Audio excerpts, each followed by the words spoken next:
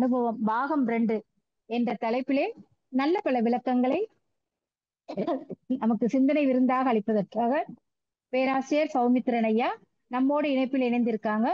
சிந்தனையை செவிமடுப்பதற்கு முன் ஐயாவை பற்றி அறிந்து கொள்வதில் பெரும் மகிழ்ச்சி அடைகிறோம். நிறைய பேருக்கு ஐயா பழக்கமானவங்க தான், இருந்தாலும் புதிய அன்பர்கள் நிறைய பேர் வந்திருப்பாங்க. மதிப்பிற்கும் மரியாதைக்கும் உரிய பேராசிரியர் சௌமித்திரன் ஐயா அவர்கள் தன்னை 18 வருடங்களுக்கு மேலாக உலக சமுதாய சேவா சங்கத்தில் இணைத்துக் கொண்டு சிறப்பாக குரு சேவை செய்து கொண்டு வருகின்றார்கள். மனக்குளக்கலை, விஷன் கல்வியில் முதுகலை பட்டமும், சித்த மருத்துவமும், இயற்கை மருத்துவமும், வர்மக்கலை, வேதங்கள், ஜோதிடம் பயின்றுள்ளார்கள். பிராணாயாம பயிற்சி நன்கு தேர்ச்சி பெற்றுள்ளார்கள். ஐயா அவர்கள் தனியார் துறையில் 32 ஆண்டுகள் பணியாற்றி விருப்ப ஓய்வு பெற்று முழு நேரமாக வேதாத்திரியினை தொண்டனை செய்து வருகின்றார்கள். கடந்த 11 வருடங்களுக்கு மேலாக வீட்டிலேயே மன்றம் நடத்தி வருகின்றார்கள். பூவிருந்தவள்ளி அருகில் உள்ள அகரமேல் கிராமத்தில் வசித்து வரும் ஐயா அவர்கள் அங்குள்ள 4200 மக்கள் தொகையில் கிட்டத்தட்ட 4000 மக்களுக்கு மனவளக்கலை பயிற்சி கொடுத்த பெருமைக்குரியவர்கள். ஐயாவும் தனது இல்வாழ்க்கை துணையுமான பொன்னி சௌமித்திரன் அம்மா அவர்களும் லாக்டவுன் காலத்தில் விண்ணலை வழியாக உடற்பயிற்சியின் விஞ்ஞான விளக்கத்தை தொடர்ந்து அளித்து அன்பர்கள் உடற்பயிற்சியை தொடர்ந்து முறையாக செய்வதற்கு ஊக்கமளித்துள்ளார்கள். ஜீவ ஆரோக்கியம் என்ற யூடியூப் சேனலும் அமைத்து அதிலும் நிறைய பயனுள்ள தகவல்களை அளித்து வருகிறார்கள். இத்தகைய பல்வேறு சிறப்புகளுடைய ஐயா அவர்களை தங்களின் சார்பில் வணங்கியும் வாழ்த்தியும் இருகரம் கூப்பி சிரம் தாழ்த்தி வாழ்க வளமுடன் என்று அன்போடு அழைக்கின்றோம். வாழ்க வளமுடன் ஐயா. வாழ்க வளமுடனுமா. வாழ்க வளமுடன் ஐயா. வாழ்க வையகம், வாழ்க வையகம், வாழ்க வளமுடன். குரு புகழ் வாழ்க, குருவே துணை. குருவின் திருவடி சரணம், குருவின் மலரடி போற்றி. அன்பார்ந்த சிந்தனையாளர்களே, சான்றோர் பெருமக்களே, இந்த ஒரு அற்புதமான தினத்திலே மௌனம் ஓர் ஆனந்த அனுபவம் பாகம் 2ற்கு மௌனமாக இருக்க வந்திருக்கின்ற அத்துணை வேதாத்திரிய விருட்சங்களையும் மீண்டும் ஒரு முறை இருகரம் கூப்பி சிரம் தாழ்த்தி வருக வருக என்று வரவேற்று இன்றைய சிந்தனைக்கு இறை அருளும் குரு அருளும் இங்கே சூக்ஷமமாக எழுந்தருளி எல்லா அன்பர்களுக்கும் எல்லா வளமும் அருளும் நலமும் அளிக்கட்டும். வாழ்க வளமுடன். அன்பானவர்களே, நம்ம கடந்த மாதம் இந்த மௌனத்தினுடைய ஒரு ஆரம்பம், ஒரு அறிமுகத்தை நாம பார்த்தோம். அதுல நிறைய அன்பர்கள் எல்லாருமே இன்னைக்கு கலந்துக்கிற அன்பர்கள் கிட்டத்தட்ட அன்னைக்கும் கலந்துகிட்டு வந்தான். இந்த மௌனம்னா என்ன, இந்த ஆரிஜின் ஆஃப் சைலன்ஸ் அதை நாம பார்த்தோம். இந்த மௌனம் எங்கிருந்து வந்தது அப்படிங்கிறதையும் நாம பார்த்தோம் போன வகுப்புல. அப்ப மௌனத்தினுடைய பிறப்பிடம், மௌனம் மகரிஷி எப்படி சொல்கிறார்கள், மகான்கள் எப்படி சொல்கிறார்கள், அந்த மௌனத்தை நாம் எப்படி கடைபிடிப்பது, இத பத்தி ஒரு அறிமுகம் போன வகுப்புல நாம பார்த்தோம். இந்த மௌனத்திலே நம்ம மௌனம்னு சொல்றோமே, இந்த மௌனம் பல வகைகள்ல இருக்கிறதுங்கிறதையும் நாம போன வகுப்புல நாம பார்த்தோம்.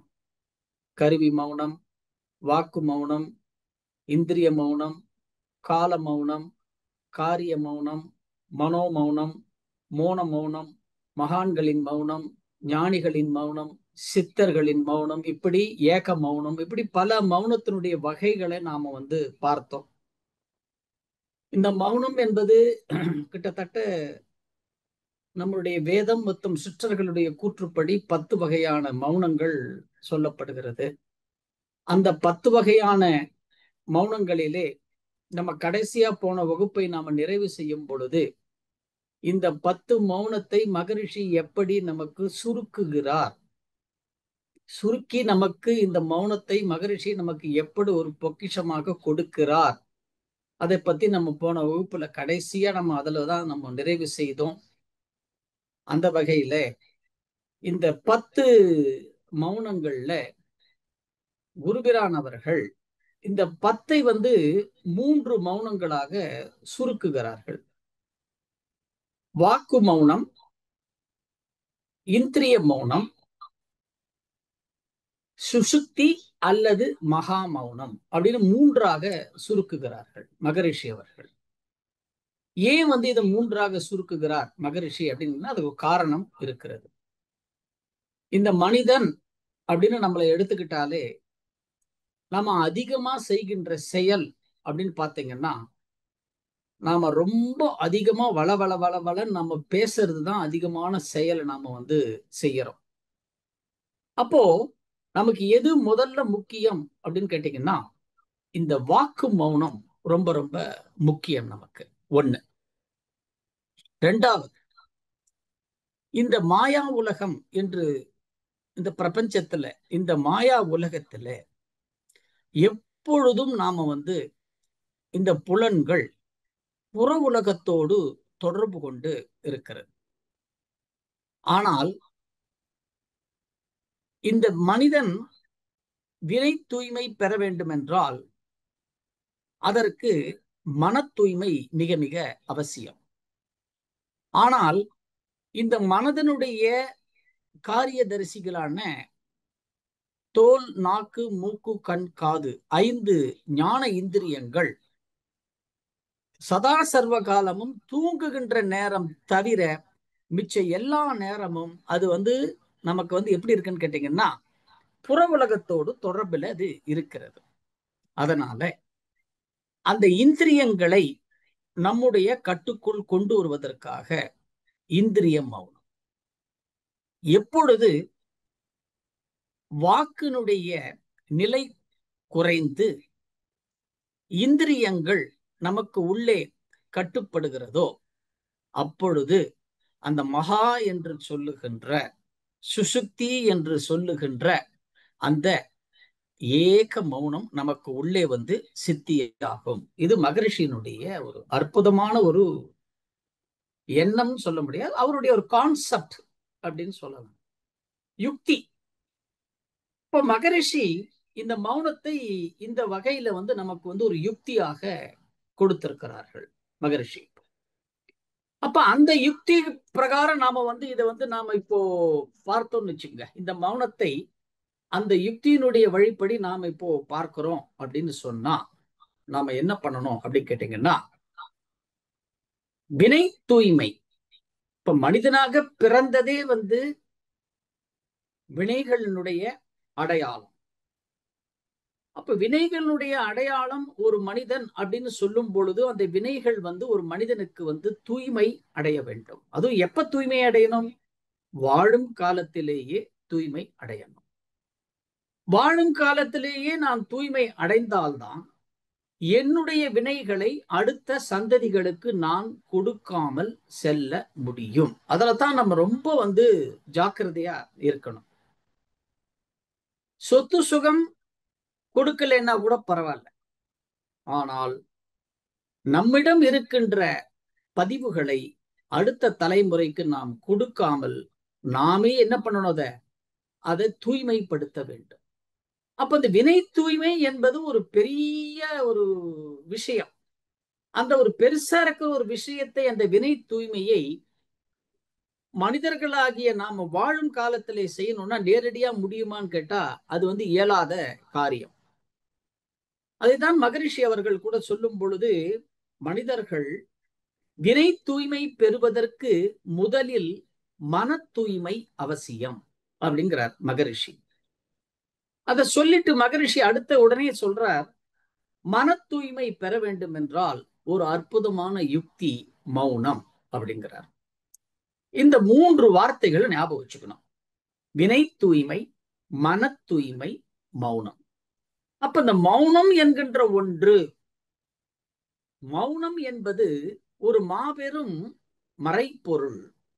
மறைப்பொருளை பற்றிய ஒரு உண்மை, மறைப்பொருளை பற்றிய ஒரு உணர்வு, மறைப்பொருளை பற்றிய ஒரு விளக்கம்.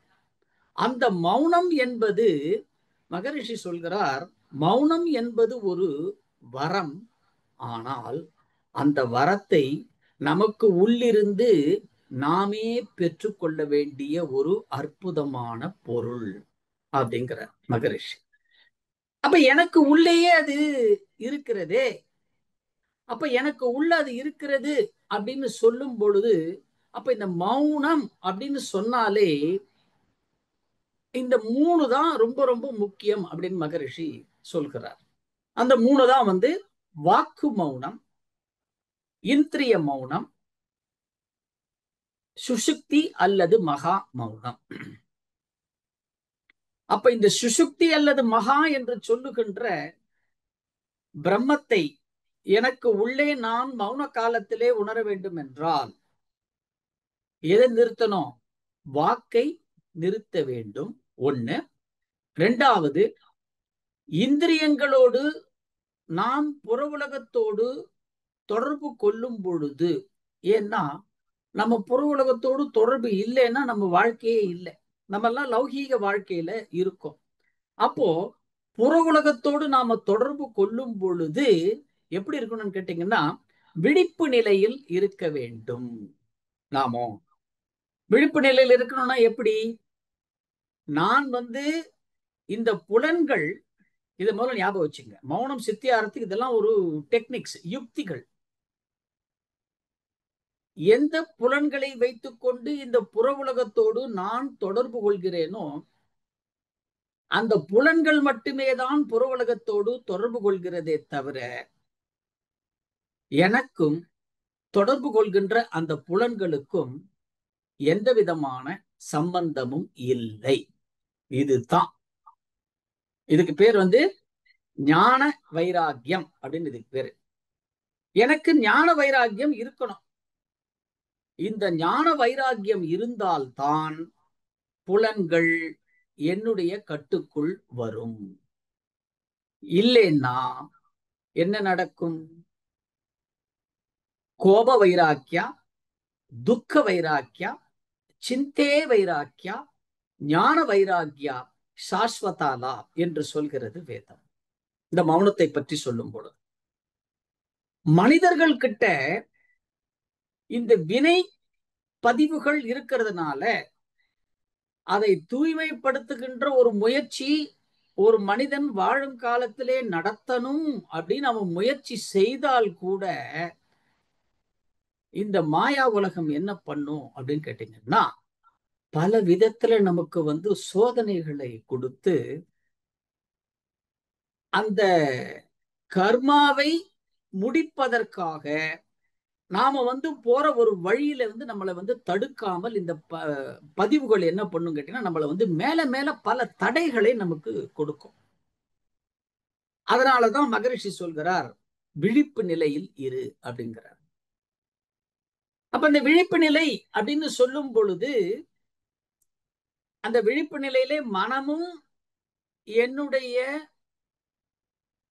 கண்ட்ரோல்ல இருக்கணும், புலன்களும் என்னுடைய கண்ட்ரோல்ல இருக்கணும். அதுதான் விழிப்பு நிலை. ஏன்னா புலன்கள் கண்ட்ரோல் போச்சுன்னா மனதனுடைய கண்ட்ரோல் போயிடும். மனதனுடைய கண்ட்ரோல் போச்சுன்னா புலன்கள் உள்ளே வராது, புற உலகத்தோடையே இருக்கும். அப்போ இந்த ரெண்டும் மிக மிக அவசியம். நாம என்ன பண்றோம் அப்படின்னு கேட்டீங்கன்னா, நம்முடைய பதிவுகள் நம்மளை என்ன பண்றதுன்னா இந்த கோப வைராக்கியத்தையும் துக்க வைராக்கியத்தையும் நமக்கு உள்ளே அதிகமாக காண்பிக்கிறது. இப்ப உதாரணத்துக்கு சொல்லணும்னா, இப்ப நாம ஒருத்தர்கிட்ட பேசும் பொழுது ஒரு கோபம் வந்துருச்சுன்னா நம்ம சாதாரணமா சொல்ற வார்த்தை, நீ என் முகத்திலேயே முழிக்காத, நான் உயிரோடு இருக்கிற வரைக்கும் உங்ககிட்ட பேச மாட்டேன், இப்படிலாம் நம்ம சொல்றோம் இல்லையா? சரி, நம்ம குடும்ப உறவுகள்கிட்டே நம்ம இப்படி சொல்றோம்.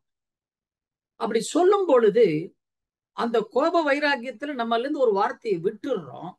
ஆனால் ஒரு வாரம் கழிச்சோ ஒரு 10 நாள் கழிச்சோ என்ன பண்றீங்க? திருப்பி அதே உறவு கூட நம்ம உறவாடுறோமா இல்லையா? இப்போ இந்த கோப வைராக்கியம் எங்க போச்சு? எனவே கோப வைராக்கியம் என்பது நிரந்தரம் அல்ல, அதை விட்டுணும். அதே போலத்தான் துக்க வைராக்கியம். எந்த ஒரு இந்த உலகத்துல என்னை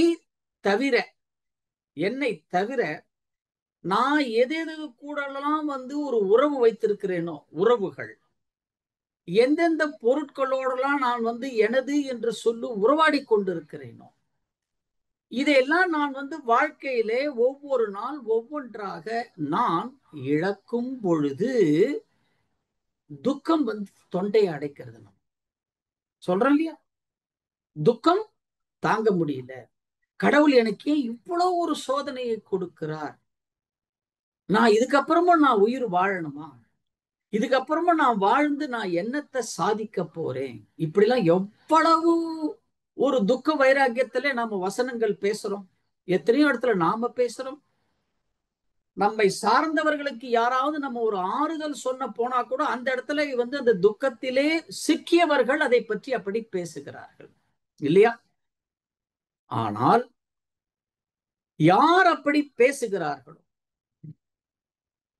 அடுத்த ஒரு வாரம், 10 நாள், 15 நாள், ஒரு 6 மாசம், இல்ல ஒரு வருஷம் கழிச்சு பாருங்க, அந்த ஒரு சம்பவம் நடந்ததுக்கான ஒரு சுவடே அவர்களுடைய முகத்திலோ மனதிலோ இருக்காது. ஏன்? ஒவ்வொரு நொடி பொழுதும் நம்முடைய வாழ்க்கை நம்முடைய பதிவுகளின்படி மாறிக்கொண்டே இருக்கிறது.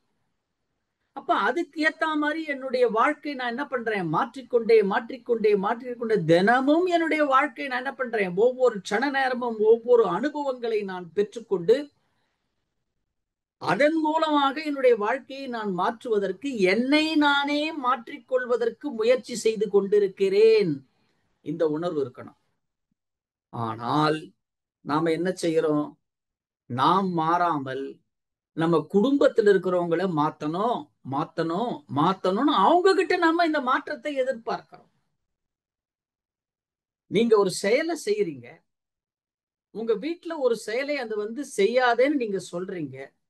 அதை அவர்கள் செய்யும் பொழுது நீங்க என்ன சொல்றீங்க, நான் இத்தோட உனக்கு 1000 தடவை சொல்லிட்டேன், இத்தோட உனக்கு 1,00,000 தடவை சொல்லிட்டேன், இதை செய்யாதே செய்யாதேன்னு. திரும்ப திரும்ப அதையே தான் நீ செய்யற, நீ எப்பதான் நீ மாற போற அப்படின்னு நம்ம கேட்கிறோமா? அவர்கள் மாற மாட்டார்கள். அப்ப யார் மாறணும்? நான் மாற வேண்டும். அப்ப என் வாழ்க்கையில் எது நடந்தாலும் சுக துக்கங்களை, இன்ப துன்பங்களை எந்த ஒரு மனம் சமமாக ஏற்றுக்கொள்கிறதோ அப்பொழுது இந்த துக்க வைராக்கியம் போயிடும். இப்ப பாருங்க, துக்க வைராக்கியமும் நமக்கு வந்து வாழ்க்கையில நண்பர்களே நிரந்தரம் அல்ல. ஒரு மரணமே ஒரு குடும்பத்துல வந்துட்டா கூட நாம அடுத்தவருக்கு சொல்லும் பொழுது என்ன சொல்றோம், விதி விளையாடிடுச்சு, ஆண்டாண்டு காலம் அழுது புரண்டாலும் மாண்டார் திரும்பி வருவதில்லை, இதெல்லாம் இயற்கை, இதை நம்ம வாழ்க்கையில ஏத்துக்கணும், ஏத்துக்கிட்டு அடுத்தது என்னங்கிறத நம்ம வந்து பார்க்கணும், இப்படி நம்ம பேசுறோமா இல்லையா? அடுத்தவர்களுக்கு உபதேசம் இலவசமாக சொல்லும் பொழுது மட்டும் இப்படி பேசுகிற நாம், நமக்கு என்று வந்து விட்டால் நம்ம என்ன பண்ணிடுறோம், அப்படியே தூண்டு போயிடுறோமே. ஏன், எதனால? இதைத்தான் இந்த மௌனத்துல நம்ம வந்து யோசிக்கணும். அப்போ இந்த கோப வைராக்கியம், துக்க வைராக்கியம், இந்த ரெண்டுலையும் நான் என்ன பண்றேன்னா இந்த இல்யூஷன் வேர்ல்டு, மாயா உலகத்துல நான் வந்து சிக்கிறேன். அப்படி சிக்கும் பொழுது என்னுடைய சிந்தனைகள் தடம் புரள்கிறது. அப்ப என்னுடைய சிந்தனை எப்பொழுது எனக்கு மாறுகிறதோ அப்ப நான் என்ன பண்றேன், என்னுடைய வினைப்பதிவுகளை போக்கிக் கொள்வதற்காகவே இந்த உடல் அவதாரம் எடுத்தது என்பதை நான் மறந்து விடுகிறேன். நான் என்ன பண்றேன்னா இந்த ரெண்டு விஷயத்தை ஞாபகம் வச்சுக்கோங்க எல்லாருமே. நான், எனது, இந்த ரெண்டுத்துலதான் நமக்கு வந்து ஏன் நமக்கு வந்து இன்னும் வந்து பரம்பொருளை உணரவில்லை, எது தடையாக இருக்கிறது அப்படிங்கறத நாம இன்னும் சிந்திக்கலை. நாம வந்து இந்த நான் வேறு, எனது வேறு, அத முதல்ல ஞாபகம் வச்சுக்கணும். மௌனத்துக்குள்ளே போறதுக்கு முன்னாடி நான் என்பது சுயம், நான் என்பது நித்தியம், நான் என்பது அழிவில்லாதது, நான் என்பது ஆத்மா, நான் என்பது சுயம்பு. சரி, எனது அப்படின்னு இருக்கு இல்லையா? எனது என்பது உடல், எனது என்பது மனம், எனது என்பது சிந்தனைகள், எனது என்பது உணர்வுகள், எனது என்பது உறவுகள், எனது என்பது நான் அனுபவிக்கக்கூடிய என்னுடைய உடைமைகள். வீடு, வாகனம், காரு, பங்களா, நகை, நட்டு, பணம், இந்த சொகுசான வாழ்க்கை அப்படின்னு நம்ம நினைச்சிட்டு இருக்கிறோம். இதெல்லாம் எனது. அப்போ நாம என்ன பண்றோம்? எது எது எல்லாம் எனதுன்னு நம்ம நினைச்சுக்கிறோமோ அதெல்லாம் தான் நான் அப்படின்னு நம்ம நினைச்சுக்கிறோம்.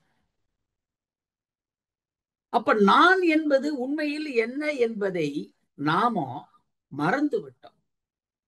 அப்ப நான் என்ன என்பதை மறந்ததனால் இந்த பதிவுகள் என்ன பண்ணும் அப்படின்னு கேட்டீங்கன்னா, நீ என்ன மீறி உன்னுடைய கர்மவினை பதிவுகளை உன்னால தூய்மை பண்ண முடியுமா? ஏன்? கர்மாவை படைத்தது இறைவன். அவரவர்களுடைய முன்னாடி 6 தலைமுறைகளுக்கு ஏற்றார் போன்று இந்த 7வது தலைமுறையாகிய நம்மிடம் அந்த கர்மவினை பதிவுகளை இறைவன் நமக்கு பிறக்கும் பொழுதே, தாயினுடைய வயிற்றிலே கருவாக உருவாகும் பொழுதே படைத்து விட்டான். கர்மாவை படைத்தது இறைவன். இறைவனால் படைக்கப்பட்ட கர்மாவை மறுபடி எடுக்க முடியாது. அதுல திடமா இருக்கணும். அப்ப என்ன பண்ணலாம்? அந்த இடத்துலதான் கடவுளின் அவதாரமாகிய குரு பிரவேசம் செய்கிறார். அப்போ எனக்குள் இருக்கின்ற பதிவுகளிலிருந்து நான் தூய்மை பெற வேண்டும் என்றால் அந்த கர்ம வினைகளிலிருந்து எனக்கு விடுதலை பெறுவதற்கு உண்டான யுக்தியை கொடுப்பவர் தான் குரு. அந்த அத்தாரிட்டி குரு கிட்ட மட்டும்தான் இருக்கு. அப்ப நாமெல்லாம் குருவை பிடிச்சிருக்கோமே. அப்ப அந்த குரு சொன்ன வழி நாம நடந்தால் நம்ம என்ன பண்ணணும்? அந்த வினை பதிவை இந்நேரத்துக்கெல்லாம் நம்ம தூய்மை பண்ணிருக்கணுமே. ஏன் இன்னும் பண்ணல? கர்மா நாம் எடுக்கின்ற முயற்சிகளை விட அது பலமாக அழுத்தமாக இருக்கிறது.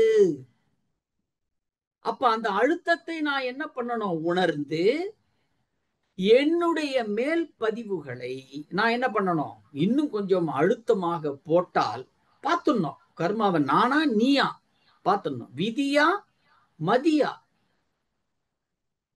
அப்ப என்கிட்ட மதி இருக்கிறது.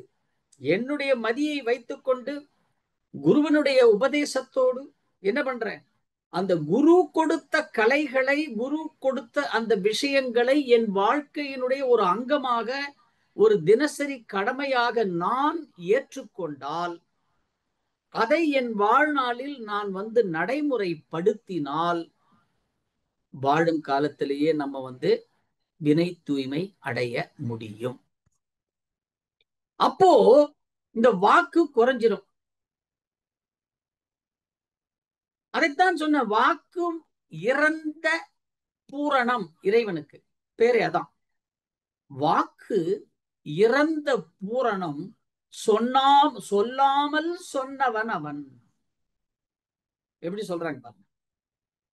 அதை சொல்லாமல் சொன்னவன் அவன். வாக்கு இறைந்த பூரணம். வாக்கு இல்லை, வாக்கு செத்து போயிடும். இறைவனுக்கு அதானே பேரு, சிவத்துக்கு அதானே பேரு. பிள்ளை மதி செஞ்சடையான் பேசா பெருமையினை உடையான். பாருங்க, ஒருத்தர் சில பேர்லாம் பேசினாதான் பெருமைன்னு சொல்லுவாங்க. அவர் நல்லா பேசுறார் அப்படின்னு சொல்லுவாங்க. இங்க பாருங்க, ஒருத்தர் பேசாம இருந்தாலே அதுவே ஒரு பெருமை. பிள்ளை மதி செஞ்சடையான் பேசா பெருமையுடையான். இப்ப சொல்லுங்க, இப்ப நம்ம எங்க தப்பு செய்யறோம்? இந்த கோப வைராக்கியம், துக்க வைராக்கியம், இந்த ரெண்டுத்தையும் நாம சிக்கிறதுனாலதான் நம்முடைய சிந்தனைகள் தடம் புரள்கிறது. அப்ப இந்த சிந்தனை மாறுவதற்கு அடிப்படை கோபமும் துக்கமும் தான். இப்ப இது ரெண்டும் நம்ம தூக்கிடலாமே, ஈஸியா இது பண்ணலாமே. நண்பர்களே, எந்த ஒரு விஷயத்தையும் நாம முதல்ல நடைமுறைப்படுத்தணும்ன்ற ஒரு வைராக்கியம் இருக்கணும். ஒண்ணு, இந்த மௌனத்துக்கும் அப்படித்தான். ரெண்டாவது, நடைமுறைப்படுத்தினால் அதில் தோல்வி வரத்தான் செய்யும். என்ன பண்ணணும்? அத ஏற்றுக்கொள்வேன் என்கின்ற மனப்பக்குவத்தை முதலிலேயே நாம ஏற்படுத்திக்கணும். 2 முறை 3 முறை தோல்வி வந்தா நாம என்ன பண்ணுவோம்?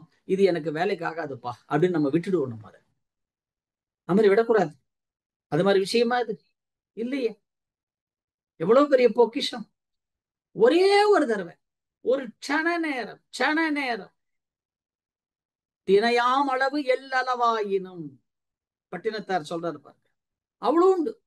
தினையாம் அளவு எல்லளவாயினும் நீ முன் செய்த தவம் தனையாள பரலோகம் சித்திக்கும் இது சத்தியமே.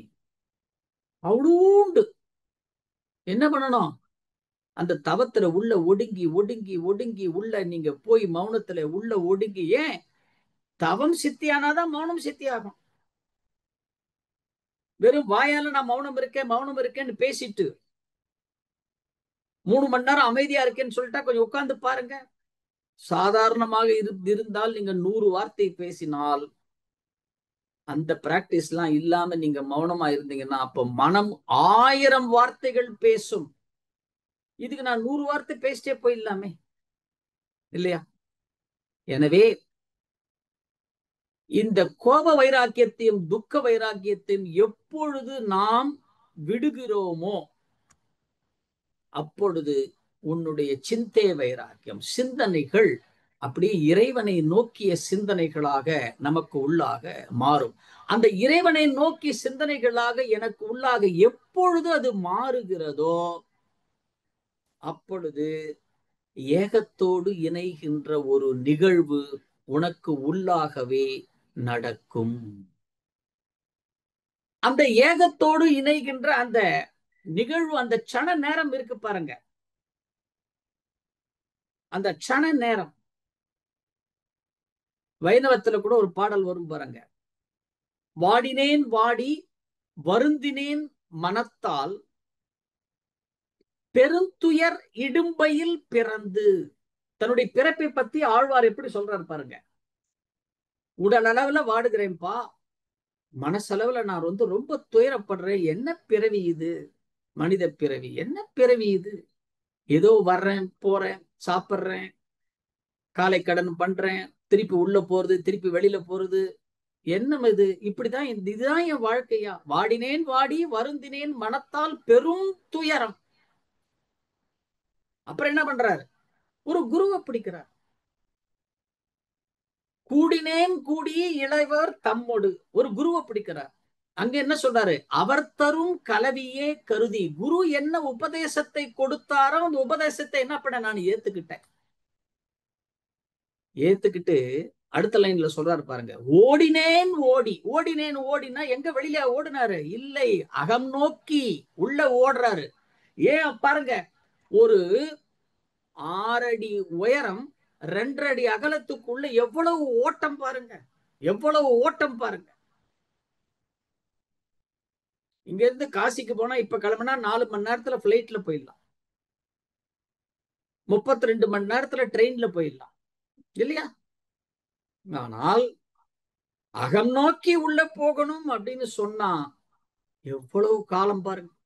ஓடினேன் ஓடி உய்வதோர் பொருளால். பாருங்க இறைவன் என்ன சொல்றாரு பாருங்க அங்க ஆழ்வார். பொருள் அப்படிங்கிறார்.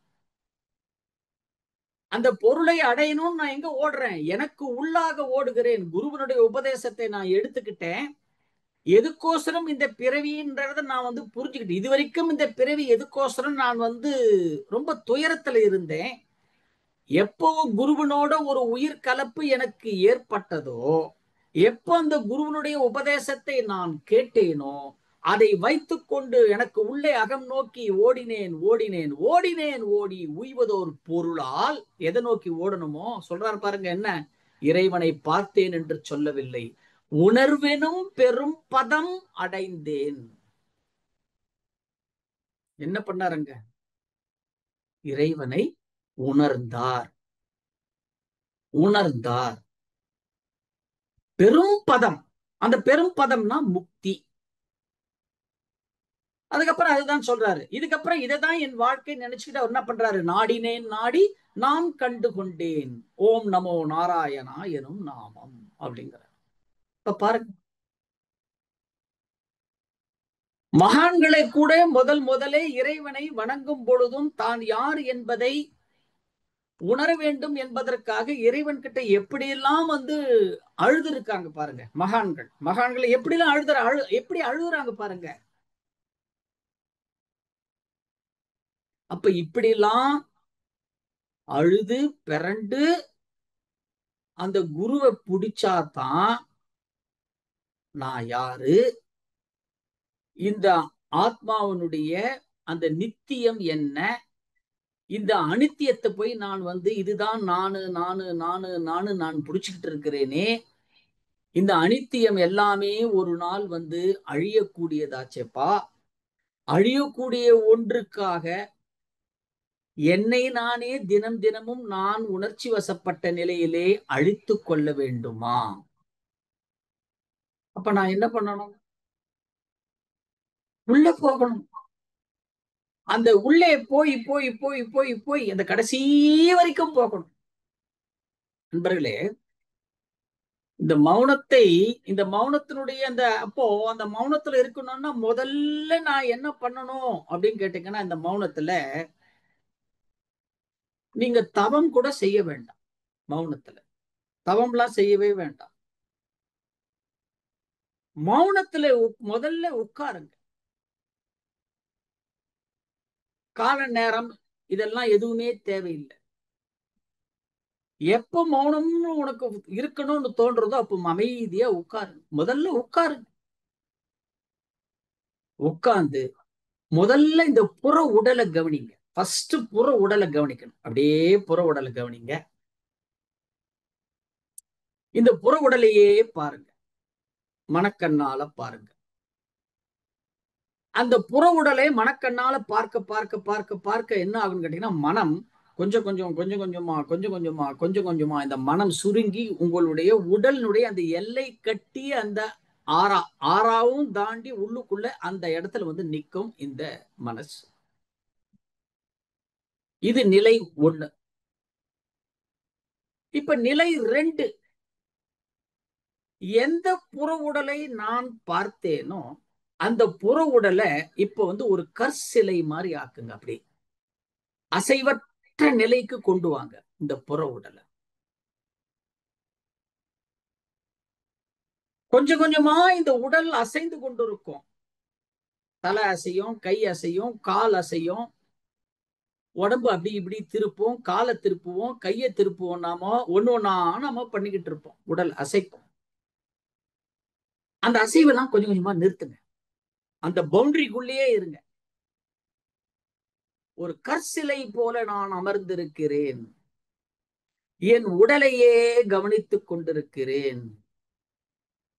உடல் அசைவற்று இருக்கிறது. உடலினுடைய அசைவற்ற தன்மையை இப்பொழுது நான் உணர்ந்து கொண்டிருக்கிறேன். நான் இந்த உடலையே கவனிக்கிறேன். நான் சும்மா இருக்கிறேன். அப்படியே போங்க. கொஞ்சம் கொஞ்சமா கொஞ்சம் கொஞ்சமா கொஞ்சம் கொஞ்சமா வாங்க. அப்படி இப்போ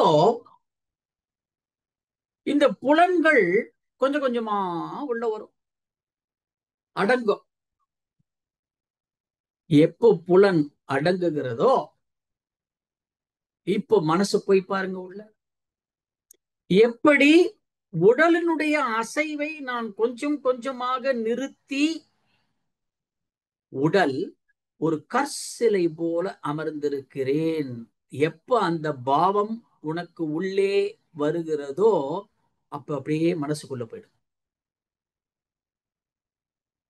மனம் கொஞ்சம் கொஞ்சமாக அசைந்து கொண்டிருக்கிறது. அசைந்து கொண்டிருக்கிற மனதையே கவனித்துக் கொண்டிருக்கிறேன். ஒரு பெண்டுலம் மாதிரி மனம் அசைந்து கொண்டிருக்கிறது.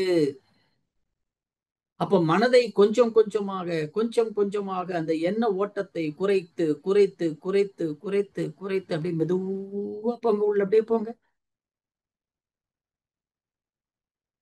அப்ப எண்ணத்தினுடைய எண்ணிக்கை புற உலகத்தோடு இருக்கின்ற தொடர்பு இருக்கின்ற பொழுது 100 எண்ணம் வந்ததுன்னா, இப்ப அக உலகத்துக்கு வந்துட்டுன்னா 10ல் 1 மடங்கு தான். அப்போ என்ன ஆயிடும்? கொஞ்சம் கொஞ்சமா சுருங்கி 100 எண்ணம் வந்த இடத்துல இப்ப ஒரு 10 எண்ணம் சுருங்கிடும். இதுவே நமக்கு வெற்றி. இதுதான் ஆரம்பம். இப்பதான் ஆரம்பிக்கிறோம் நம்ம. அந்த ஆரம்பிக்கிற இடத்துல அந்த இடத்துல போய் நில்லுங்க. அப்படி அந்த இடத்துல அங்க போய் நின்ன உடனே உங்களுக்கு ஒரு அப்பவே ஒரு அபரீதமான ஆனந்தமான ஒரு பேருணர்வு. சாதாரணமான உணர்வு அல்ல. உணர்வெனும் பெரும் பதம் அடைந்தேன் அந்த ஆழ்வார் பாசரத்தில் இருக்கு இல்லையா? அந்த ஒரு உணர்வு நமக்கு உள்ளே கிட்டும். உடல்ல ஒன்னும் தெரியாது. கைகள் மட்டும் அப்படி கோத்திருக்கிறீங்க. அந்த கைகள் மட்டும் கோத்திருக்கும் போது, அந்த உஷஸ்முத்திரத்தில் இருக்கும் பொழுது அந்த உள்ளங்கைகள்ல மட்டும் ஒரு துடிப்பு மட்டும், அப்படியே ஒரு துடிப்பு, ஒரு பல்ஸ், அது மட்டும் தெரிஞ்சிட்டு இருக்கும். வேற ஒண்ணும் இல்லை. உடல் இல்லை. உடலுடைய அந்த பவுண்டரி இப்ப கட் ஆயிடுச்சு. உள்ள போயாச்சு. உங்களுக்கு உள்ள நீங்க பாப்பீங்க. உடலுடைய வெளி தோற்றமும் தெரியாது, உள் தோற்றமும் தெரியாது. எதுவுமே இந்த வெளி தோற்றமும் தெரியாத, உள் தோற்றமும் தெரியாது இந்த உடம்புக்குள்ள பாருங்க, ஒரு மூளை இருக்குது, கண் இருக்கு, காது இருக்கு, மூக்கு இருக்கு, வாய் இருக்கு, பல்லு இருக்கு. எப்படி இதெல்லாம் அந்த ரங்கத்தில் இருக்கிறதா ஒரு உணர்வு உங்களுக்குள்ள ஒரு பேர் உண்மை உங்களுக்குள்ள வரும். கொஞ்சம் கொஞ்சமா அகம் நோக்கி போகணும். அப்படி உள்ள போய் அந்த இடத்துல போய் நீங்க போய் அப்படி நில்லுங்க. நிற்கும் பொழுது அந்த இடத்துல ஒரு பெரிய அதிசயம் நடக்கும். இங்கதான் நிறைய பேர் தவறு பண்ணிடுவோம். நாம எப்போ அங்க போய் நிக்கிறீங்களோ, நம்மளுடைய இந்த பிரீத்திங்கோட ஆசிலேஷன் இருக்கு இல்லையா? இந்த ஆசிலேஷன் சாதாரணமா நம்ம மூச்சு, அன்பர்களே, இப்ப நம்ம மூச்சை ஒரு முறை இப்படி இழுக்கிறோம், விடுறோம். அப்படி நம்ம மூச்சை வெளிவிடும் பொழுது, மூச்சை வெளிவிடும் பொழுது 12 அங்குலம் மூச்சு வெளில போகும். உங்க தொடை வரைக்கும் அந்த உணர்வு தெரியும். எப்போ புற உலகத்தோடு இருக்கின்ற மனம் நீ கற்சிலை மாறி அமர்ந்த பிறகு அக உலகத்திற்கு உள்ளே நீ வந்து விட்டாயோ, அப்போ மனமும் கொஞ்சம் கொஞ்சமா அடங்கும். முழுசா அடங்கல, ஏதாவது ஒரு சிந்தனையில மனசு இருந்துகிட்டு தான் இருக்கும். கடைசியா எந்த செயலோடு மனம் இருந்ததோ அதனோடு சில தொடர்புகள் இருக்கும். நீ போயிருக்கிற அந்த ஃப்ரீக்குவன்சியில் இருக்கும் பொழுது அதனோடு தொடர்புடைய பல எண்ணங்கள் எங்கெங்கெல்லாம் இருந்ததோ அங்கங்கெல்லாம் மனசு ஓடும். பரவாயில்ல. மனசு டக்குன்னு வெளில ஓனா திருப்பி உடம்புக்கு வாங்க. நான் கற்சிலை போல அமர்ந்திருக்கிறேன், என்னையே பார்த்து கொண்டிருக்கிறேன். உடலினுடைய வெளிப்புற தோற்றம் அசையாமல் இருக்கிறது. உடல் அசையவில்லை. கற்சிலை போல ஆகிவிட்டது உடல். இப்பொழுது உள்ளே செல்கிறேன், ஓடினேன் ஓடி. அப்படிதான். உணர்வதோர் உய்வதோர் பொருளால், அந்த பொருள் மெய்ப்பொருள். அப்படியே உள்ள போங்க. அப்படி போகும் பொழுது என்ன ஆகும்னு கேட்டீங்கன்னா, இந்த மூச்சினுடைய நீளம் கொஞ்சம் கொஞ்சமா குறைய ஆரம்பிக்கும். ஒரு அற்புதம் நடக்கும், ஒரு பெரிய அதிசயம் நடக்கும். அது ஒரு பெரிய மிராக்கல். இதெல்லாம் இந்த மௌனத்தினுடைய யுக்திகளை இப்படி வார்த்தைகளால நம்ம சொன்னா கூட, நீங்க வார்த்தைகளால சொல்லும் போதே கூட என்னால உணர முடியுது ஒரு சில பேர் சொல்லலாம். ஆனால் அனுபவபூர்வமாக எந்த மனம் அதை உணர்கிறதோ அதுதான். நான் சர்க்கரை இனிக்கும் நான் சொல்லிட்டேன்.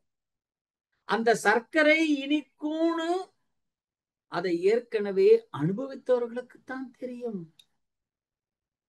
ஏற்கனவே அனுபவிக்கலைன்னா என்ன பண்ணும், கொஞ்சம் சர்க்கரை எடுத்து வாயில போட்டாதான் அது அப்படி ஒரு அனுபவம்னு தெரியும். அது போல இந்த மௌனம். உள்ள போங்க. மூச்சு அப்படியே கொஞ்சம் கொஞ்சமா கொஞ்சம் கொஞ்சமா கொஞ்சம் கொஞ்சமா குறையும். நீங்க பாருங்க இந்த அற்புதத்தை. உடல் கடந்து, மனம் கடந்து, மனம் உதிக்கின்ற இடம், எண்ணம் பிறக்கின்ற இடம், மூச்சு பிறக்கின்ற இடத்திலே நீ நிற்பாயாய். ஆனால் கொங்கண சித்தர் சொல்றாரு பாருங்க, நிற்கையிலே சமாதி சஞ்சாரமானால். பாருங்க, அந்த இடத்துல போய் நிக்க சொல்றாரு. இதைத்தான் சொல்றோம் இந்த யுக்தி. நிற்கையிலே சமாதி சஞ்சாரமானால் நேராக பிரபஞ்சம் கருத கேள். எங்க வந்துரும்? அங்கிருந்து நமக்கு ஒரு சிக்னல். ஏற்கனவே அந்த சிக்னல் நமக்குள்ளே வந்து கொண்டிருக்கிறது. நாம அந்த சேனல் இத்தனை நாளா நம்ம டியூனிங் பண்ணாம இருக்கிறோம். இப்ப அதை டியூன் பண்ண ஆரம்பிச்சிரும் அந்த சிக்னல் நமக்கு. நிற்கையிலே சமாதி சஞ்சாரமாகணும். பாருங்க, எப்பொழுது உன்னுடைய மூச்சினுடைய நீளம் குறைகிறதோ மூச்சினுடைய எண்ணிக்கையும் அப்பொழுது குறையும். எப்பொழுது மூச்சினுடைய எண்ணிக்கை குறைகிறதோ எண்ணத்தினுடைய எண்ணிக்கையும் குறைகிறது. ஞாபகம் வச்சுக்கங்க, இல்லையா? அப்ப எண்ணத்தினுடைய எண்ணிக்கை குறைய குறைய குறைய குறைய குறைய மூச்சினுடைய எண்ணிக்கை குறைய குறைய குறைய குறைய குறைய மூச்சினுடைய நீளம் எப்பொழுது குறைகிறதோ அந்த நீளம் குறையும். அந்த மூச்சினுடைய லென்த், அதெல்லாம் நம்ம விரிவா பார்க்க போறோம். அந்த மூச்சினுடைய லென்த் குறைய குறைய குறைய குறைய என்ன ஆகும்னு கேட்டீங்கன்னா, மேலும் கீழுமாக இருக்கிற அந்த மௌனத்துல அந்த ஆசிலேஷன், மூச்சினுடைய ஆசிலேஷன் ஒரு நிலை வரும். ஒரு நிலை வந்த பிறகு குறைந்தபட்சம் 7 அங்குலம் அந்த மூச்சு குறையணும். அது எப்படி குறையும் ஐயா அப்படின்னு கேட்டீங்கன்னா, நீங்க பிராக்டிஸ் பண்ணால், பயிற்சி செய்தால் நிச்சயம் வரும். அந்த இடத்துல ஒரு அதிசயம் நடக்கும். அந்த இடத்துலதான் நடக்கும். அந்த அதிசயத்தை நாம் உணரும் பொழுது 2 விஷயங்கள் நமக்கு நடக்கும். முதல்ல கோள்களோடு நேரடி தொடர்பு வரும் முதல்ல. ரெண்டாவது, இதுதான் ரொம்ப ரொம்ப முக்கியம், மரணத்தின் மீது முழு ஆதிக்கத்தை நம்மால் செலுத்த முடியும். புரியுதா? அப்போ இந்த பதிவுகள் தான் ஒரு மனிதனுக்கு ஆயுளை நிர்ணயிக்கிறது. எப்பொழுது மரணத்தின் மீது நான் ஆதிக்கம் செலுத்துகிறேனோ, நான் ஞாபகம் வச்சுக்க, நான் என்பது இந்த சுயம், நான் என்பது ஆத்மா. அந்த ஆத்மா மீது மனதை நான் செலுத்துகிறேனோ அப்பொழுது மரணத்தின் மீது நான் ஆதிக்கத்தை செலுத்துகிறேன். அப்ப எப்பொழுது மரணத்தின் மீது என்னுடைய ஆதிக்கம் செல்கிறதோ என் பதிவுகள் என்ன, அங்கதான் நமக்கு விடை கிடைக்கும். அப்ப அந்த விடை எப்படி கிடைக்கும்? அந்த வினை தூய்மை நான் பெற வேண்டும் என்றால் இந்த மன தூய்மை அவசியம். மனம் தூய்மை அடையணும்னா முதல்ல உடம்பு கடக்கணும், உடம்பு கடந்து உள்ள போகணும், மனசு கடந்து உள்ள போய் நிக்கணும், மூச்சினுடைய எண்ணிக்கையை குறைக்கணும், எண்ணத்தினுடைய எண்ணிக்கை தானாக குறையும். எண்ணத்தினுடைய எண்ணிக்கை குறையும் பொழுது அந்த மூச்சிலே எப்பொழுது ஒரு அதிசயம் நடக்கிறதோ அந்த க்ஷண நேரத்திலே நீ ஒன்றை உணர்வாய். எந்த ஒன்று? அண்டங்கள் முழுவதும் ஆக்கவும் காக்கவும் அழிப்பதும் அதுவே அறிந்திடுவாயே. எப்படி சொல்றாரு பாருங்க. அண்டங்கள் முழுவதும் ஆக்கவும் காக்கவும் அழிப்பதும் அதுவே அறிந்திடுவாயே. எங்கும் எதிலும் எதன் உள்ளும் அதுவே என்னுள்ளும் உன்னுள்ளும் இருப்பது அதுவே. அது எது? அதுவே அந்த பிரம்மம், அந்த மெய்ப்பொருள், இறைவன், ஆதி பகவான். அதை நம்ம என்ன வேணாலும் பேர் வச்சுக்கலாம், என்ன நாமகரணங்கள் வேணாலும் வச்சுக்கலாம். நம்ம நீ எத்தனை நாமகரணங்கள் வைத்தாலும் உணர்வதோ வணங்குவதோ போற்றுவதோ ஒன்று மட்டுமே. ஏகம், ஏகம் ஒன்றே. அதை நான் பிடிக்கணும். அதை பிடிச்சிட்டேன்னா எல்லாமே முடிஞ்சு போச்சு, எல்லாமே முடிஞ்சு போச்சு. அதைத்தான் மகரிஷி சொன்னார், உறைந்து விட்டேன் உன்னுள் நான் உணர்ந்து. உணர்ந்து 2 முறை சொல்றாரு பாருங்க மகரிஷி. சும்மா ஒரு தடவை மட்டும் சொல்லிட்டு போயில்ல. ஏன்னா இந்த நான் என்பதை மகரிஷி உணர்ந்துட்டார்.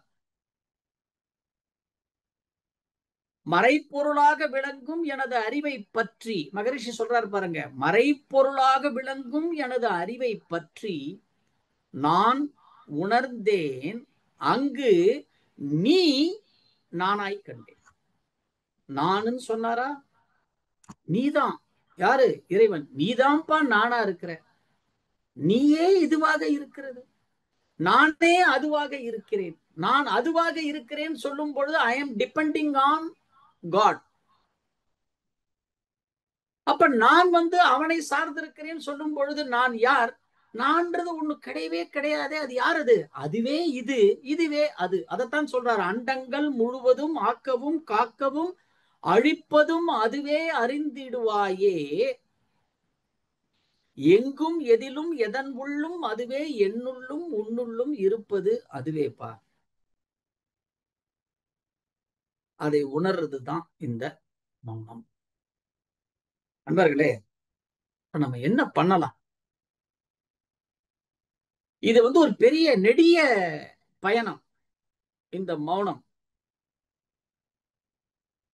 ஏன்னா உடற்பயிற்சியில நமக்கு உடல் சார்ந்த ஒரு சுகம், தியானத்திலே மனம் சார்ந்த ஒரு சுகம், அகத்தாய்விலே ஒரு குணம் சார்ந்த ஒரு சுகம், காயகல்பத்திலே உயிர் ஓட்டம் சார்ந்த ஒரு சுகம்.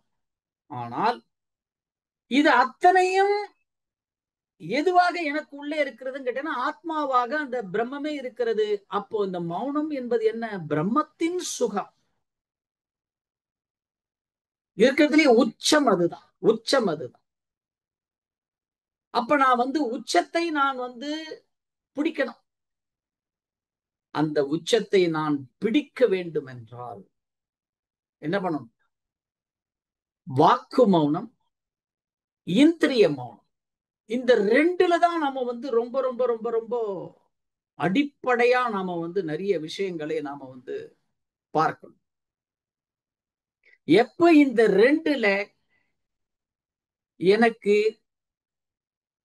என்னுடைய தொடர் பயிற்சியின் மூலமாக ஒரு இனிமை, அந்த ஹார்மனி எனக்கு கிடைக்கிறதோ அதுவே எனக்கு முதல் வெற்றியாக கருதப்படும்.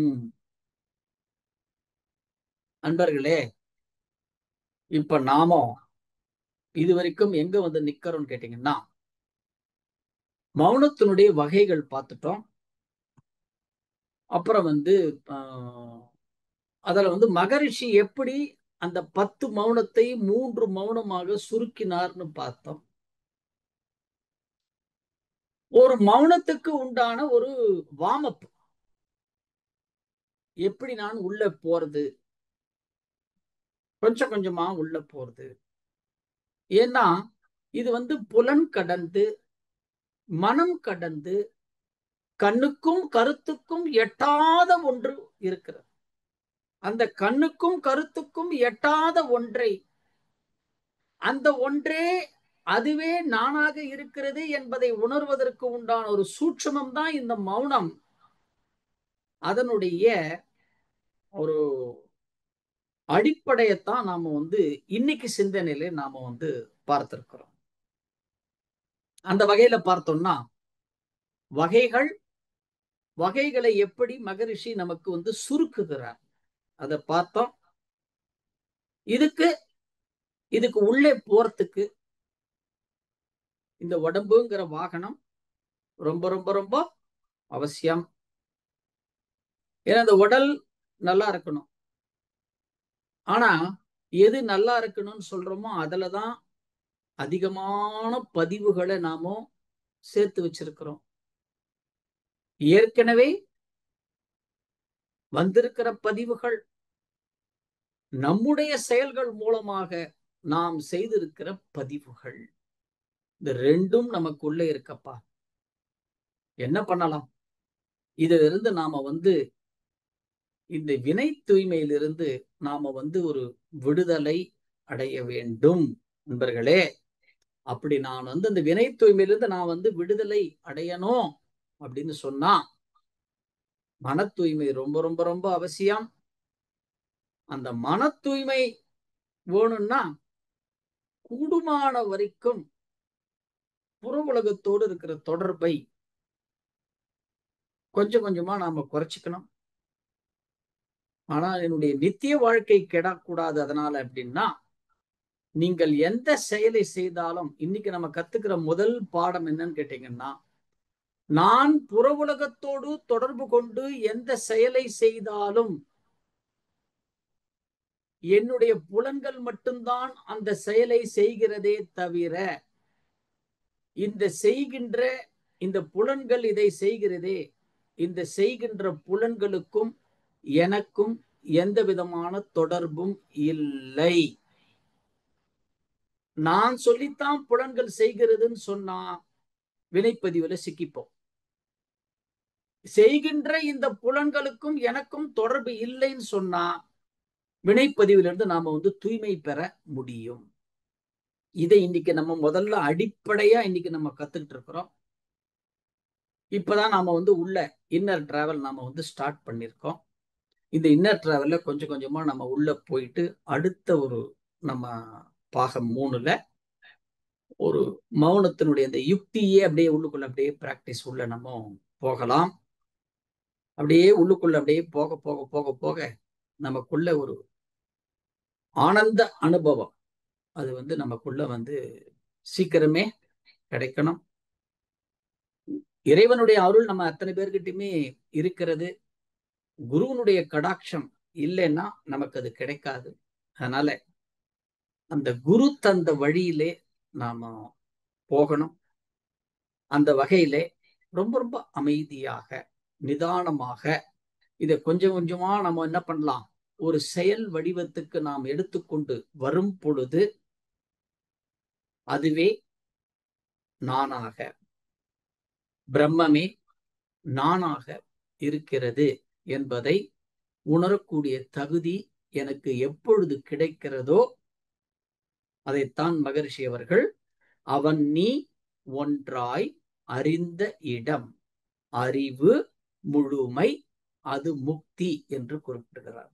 அந்த நிலைக்கு நாம சீக்கிரம் வரணும் அப்படின்னா இந்த மௌனத்துல நம்ம நிறைய இன்னும் கொஞ்சம் பயிற்சிகள் நாம வருகின்ற வகுப்புல செய்வோம். அது வரைக்கும் அடுத்த வகுப்பு வர வரைக்கும் மௌனமாக இருப்போம் என்று கூறி இந்த அற்புதமான சிந்தனைக்கு வாய்ப்பினை நல்கிய உலக சமுதாய சேவா சங்கத்தினுடைய தலைவர் அவர்களுக்கும் ஆழியார் ஐடி இயக்குநரத்திற்கும் இதுகாரும் செவிமடுத்த அத்துணை வேதாத்திரிய விருட்சங்களுக்கும் மீண்டும் ஒரு முறை இருகரம் கூப்பி சிரம் தாழ்த்தி நன்றிகளை தெரிவித்துக் கொண்டு அடுத்த மௌன யுக்தியிலே மௌனம் ஓர் ஆனந்த அனுபவம் பாகம் 3 சந்திப்போம். அதுவரை அகம் நோக்கிய பிரயாணத்திலே நாம் சிந்திப்போம் என்று கூறி இந்த உரையை இத்துடன் நிறைவு செய்து கொள்கிறோம். வாழ்க வையகம், வாழ்க வையகம், வாழ்க வளமுடன். தற்பொழுது ஐயா அவர்கள் நம்முடைய கேள்விகளுக்கு சிறப்பாக பதிலளிக்கின்றார்கள். கேள்வி கேட்கும் நண்பர்கள் தங்களுடைய கைபேசியை தாங்களே அன்மியூட் செய்து கொண்டு கேள்விகளை மட்டும் சுருக்கமாக கேட்கும்போது அது அனைவருக்கும் பயனுள்ளதாக அமையும் என்பதை தெரிவித்துக் கொள்கிறோம். முதலாவது நண்பராக டி.எஸ். ராஜாராமன் ஐயா, உங்களுக்கு அன்மியூட் கொடுத்தாச்சு, நீங்க பேசலாம் ஐயா. ஐயா வாழ்க வளமுடன். வாழ்க வளமுடன் ஐயா. அடுத்த மௌன வகுப்பு எப்போ வரும்னு இப்பவே காத்துட்டு இருக்கேன்னா அவ்வளோ அருமையா குடிச்சுட்டீங்க. ரொம்ப நன்றியா. நல்ல தகவல்லாம் உங்கள்ட்ட இருக்கு, கண்டிப்பா கத்துக்கணும் ஆசை இருக்கு. என்னுடைய வழக்கமான 2 கேள்வியோட ஆரம்பிக்கிறேன். ஒரு கேள்வி ஒரு பொதுவான கேள்வி. இப்போ நம்ம மன்றங்களில் குண்டலி தவம் ஒரு 4, சிறப்பு தவம் 5, மொத்தம் 9. உங்க கணக்கு 5 தான் வரும். இன்னைக்கு 5வது பத்தி பேசுறீங்க. இதுல என்னன்னா, இந்த துரியாதீயம் தவம் நம்ம செய்கிறோம், அதை உச்சிக்கு மேலே மண்டங்களாம் போய் சுத்த வழிக்கு போகிறோம், அதுக்கு தீட்சை கொடுக்குறாங்க. ஆனால் இந்த பஞ்சபூ நவரதம் செய்கிறோம், அதுவும் நம்ம அந்த கருப்பு வெள்ளெல்லாம் தாண்டி சுத்த வழிக்கு தான் போகிறோம், அதுக்கு ஏன் தீட்சை இல்லை? எப்படியா பொருத்தமா இருக்கும்? ரெண்டாவது கேள்வி கேட்டு.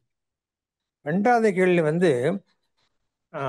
எனக்கு என்னன்னு சொன்னாக்கா, 9 தவங்களும் நம்ம மூலாதாரத்திலேருந்து மேல் நோக்கி போகிறோம், ஆனால் இறைநிலை தவம் மட்டும் மேலிருந்து கீழே வரும், அதுக்கு என்ன காரணம்? Right, good. வாழ்க வளமுடன் ராஜாராமன் ஐயா, வாழ்த்துக்களுக்கு நன்றி.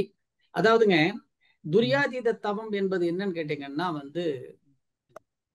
தான் தானாக நின்று விஸ்வரூப தரிசனம் எடுப்பதுதான் துரியாதீத தவம். இப்ப நம்ம மௌனத்துல என்ன சொல்றோமோ அதுதான் அது நடக்கிறது. மௌனத்துல அதாவது அதுவே நானாக இருக்கிறது என்பதை உணர்வதுதான் துரியாதீதம். அப்ப அது இருக்கிற இடத்துக்கு நமக்கு தீட்சை ஓணும், அதுதான் குரு தான் அந்த இடத்தை காண்பிப்பார். ஒண்ணு. ஆனால் இந்த பஞ்சபூத நவகிரக தவம் அப்படின்னு சொல்லும் பொழுது என்னுடைய பிறப்பை தூய்மை செய்கின்றதுக்கு நான் என்ன பண்றேன், கோள்களோடு தொடர்பு கொள்ளணும். அப்ப என்னுடைய பிறப்பை இது என்னுடைய தனிப்பட்டது. என் ஜனனத்துல இருக்கிற பதிவுகளை நான் க்ளோஸ் பண்ணணும் அப்படின்னு கேட்டீங்கன்னா நான் கோள்கள் தான். ஏன்னா அந்த அத்தாரிட்டி அதாவது God given that authority to the planets. அப்ப நான் அந்த பிளானட்ஸ் கிட்ட அத்தாரிட்டி வாங்கும் பொழுது planets is not a God. அதனால நமக்கு ஒரு செப்பரேட்டா அதுக்கு ஒரு தீட்சை இல்லை, நீங்களே போகலாம். நல்ல விளக்கம் கொடுத்தீங்க. சோ அதனாலதான் அதுக்கு தீட்சை கிடையாது. இதுக்கு உள்ள வித்தியாசம் இந்த ரெண்டுத்துக்கும் வித்தியாசம் அதுதான். ரைட். இன்னொன்னு என்ன அப்படின்னு கேட்டீங்கன்னா, நீங்க 2வது கொஸ்டின் கேட்டீங்க இல்லையா, இந்த எல்லா தவமும் கீழே இருந்து மேல போகும் பொழுது இறைநிலை தவத்துக்கு மட்டும் ஏன் மேல இருந்து கீழே வருது அப்படின்னு ஒரு கேள்வி கேட்டீங்க. இதுவும் மௌனத்துக்கான பதில் தான். அதாவது எந்த ஒண்ணு இந்த பூலோகத்திலே எந்த ஒண்ணு பிறக்கிறதோ அந்த ஒண்ணு எங்க இருந்ததோ அங்கிருந்து தான் இங்க வந்திருந்து, திருப்பி முடிஞ்ச உடனே திருப்பி இங்க இருந்து அங்கத்தான் அது போகணும். அது ஆமா, எங்க இருந்து வந்ததோ அங்கேயே திரும்பி போயிடணும் அது. அப்ப அங்கேயே திரும்பி போனோம்னா போகாததெல்லாம் எப்படின்னு கேட்டீங்கன்னா 3 நிலைகள் தான். 3 நிலைகள் தான். அந்த 3 நிலைக்கு பேர் சிருஷ்டி, பரிபாலனம், சம்ஹாரம். 3 தான். அததான் நம்ம என்னன்னு சொல்றோம், படைத்தல், காத்தல், அழித்தல்.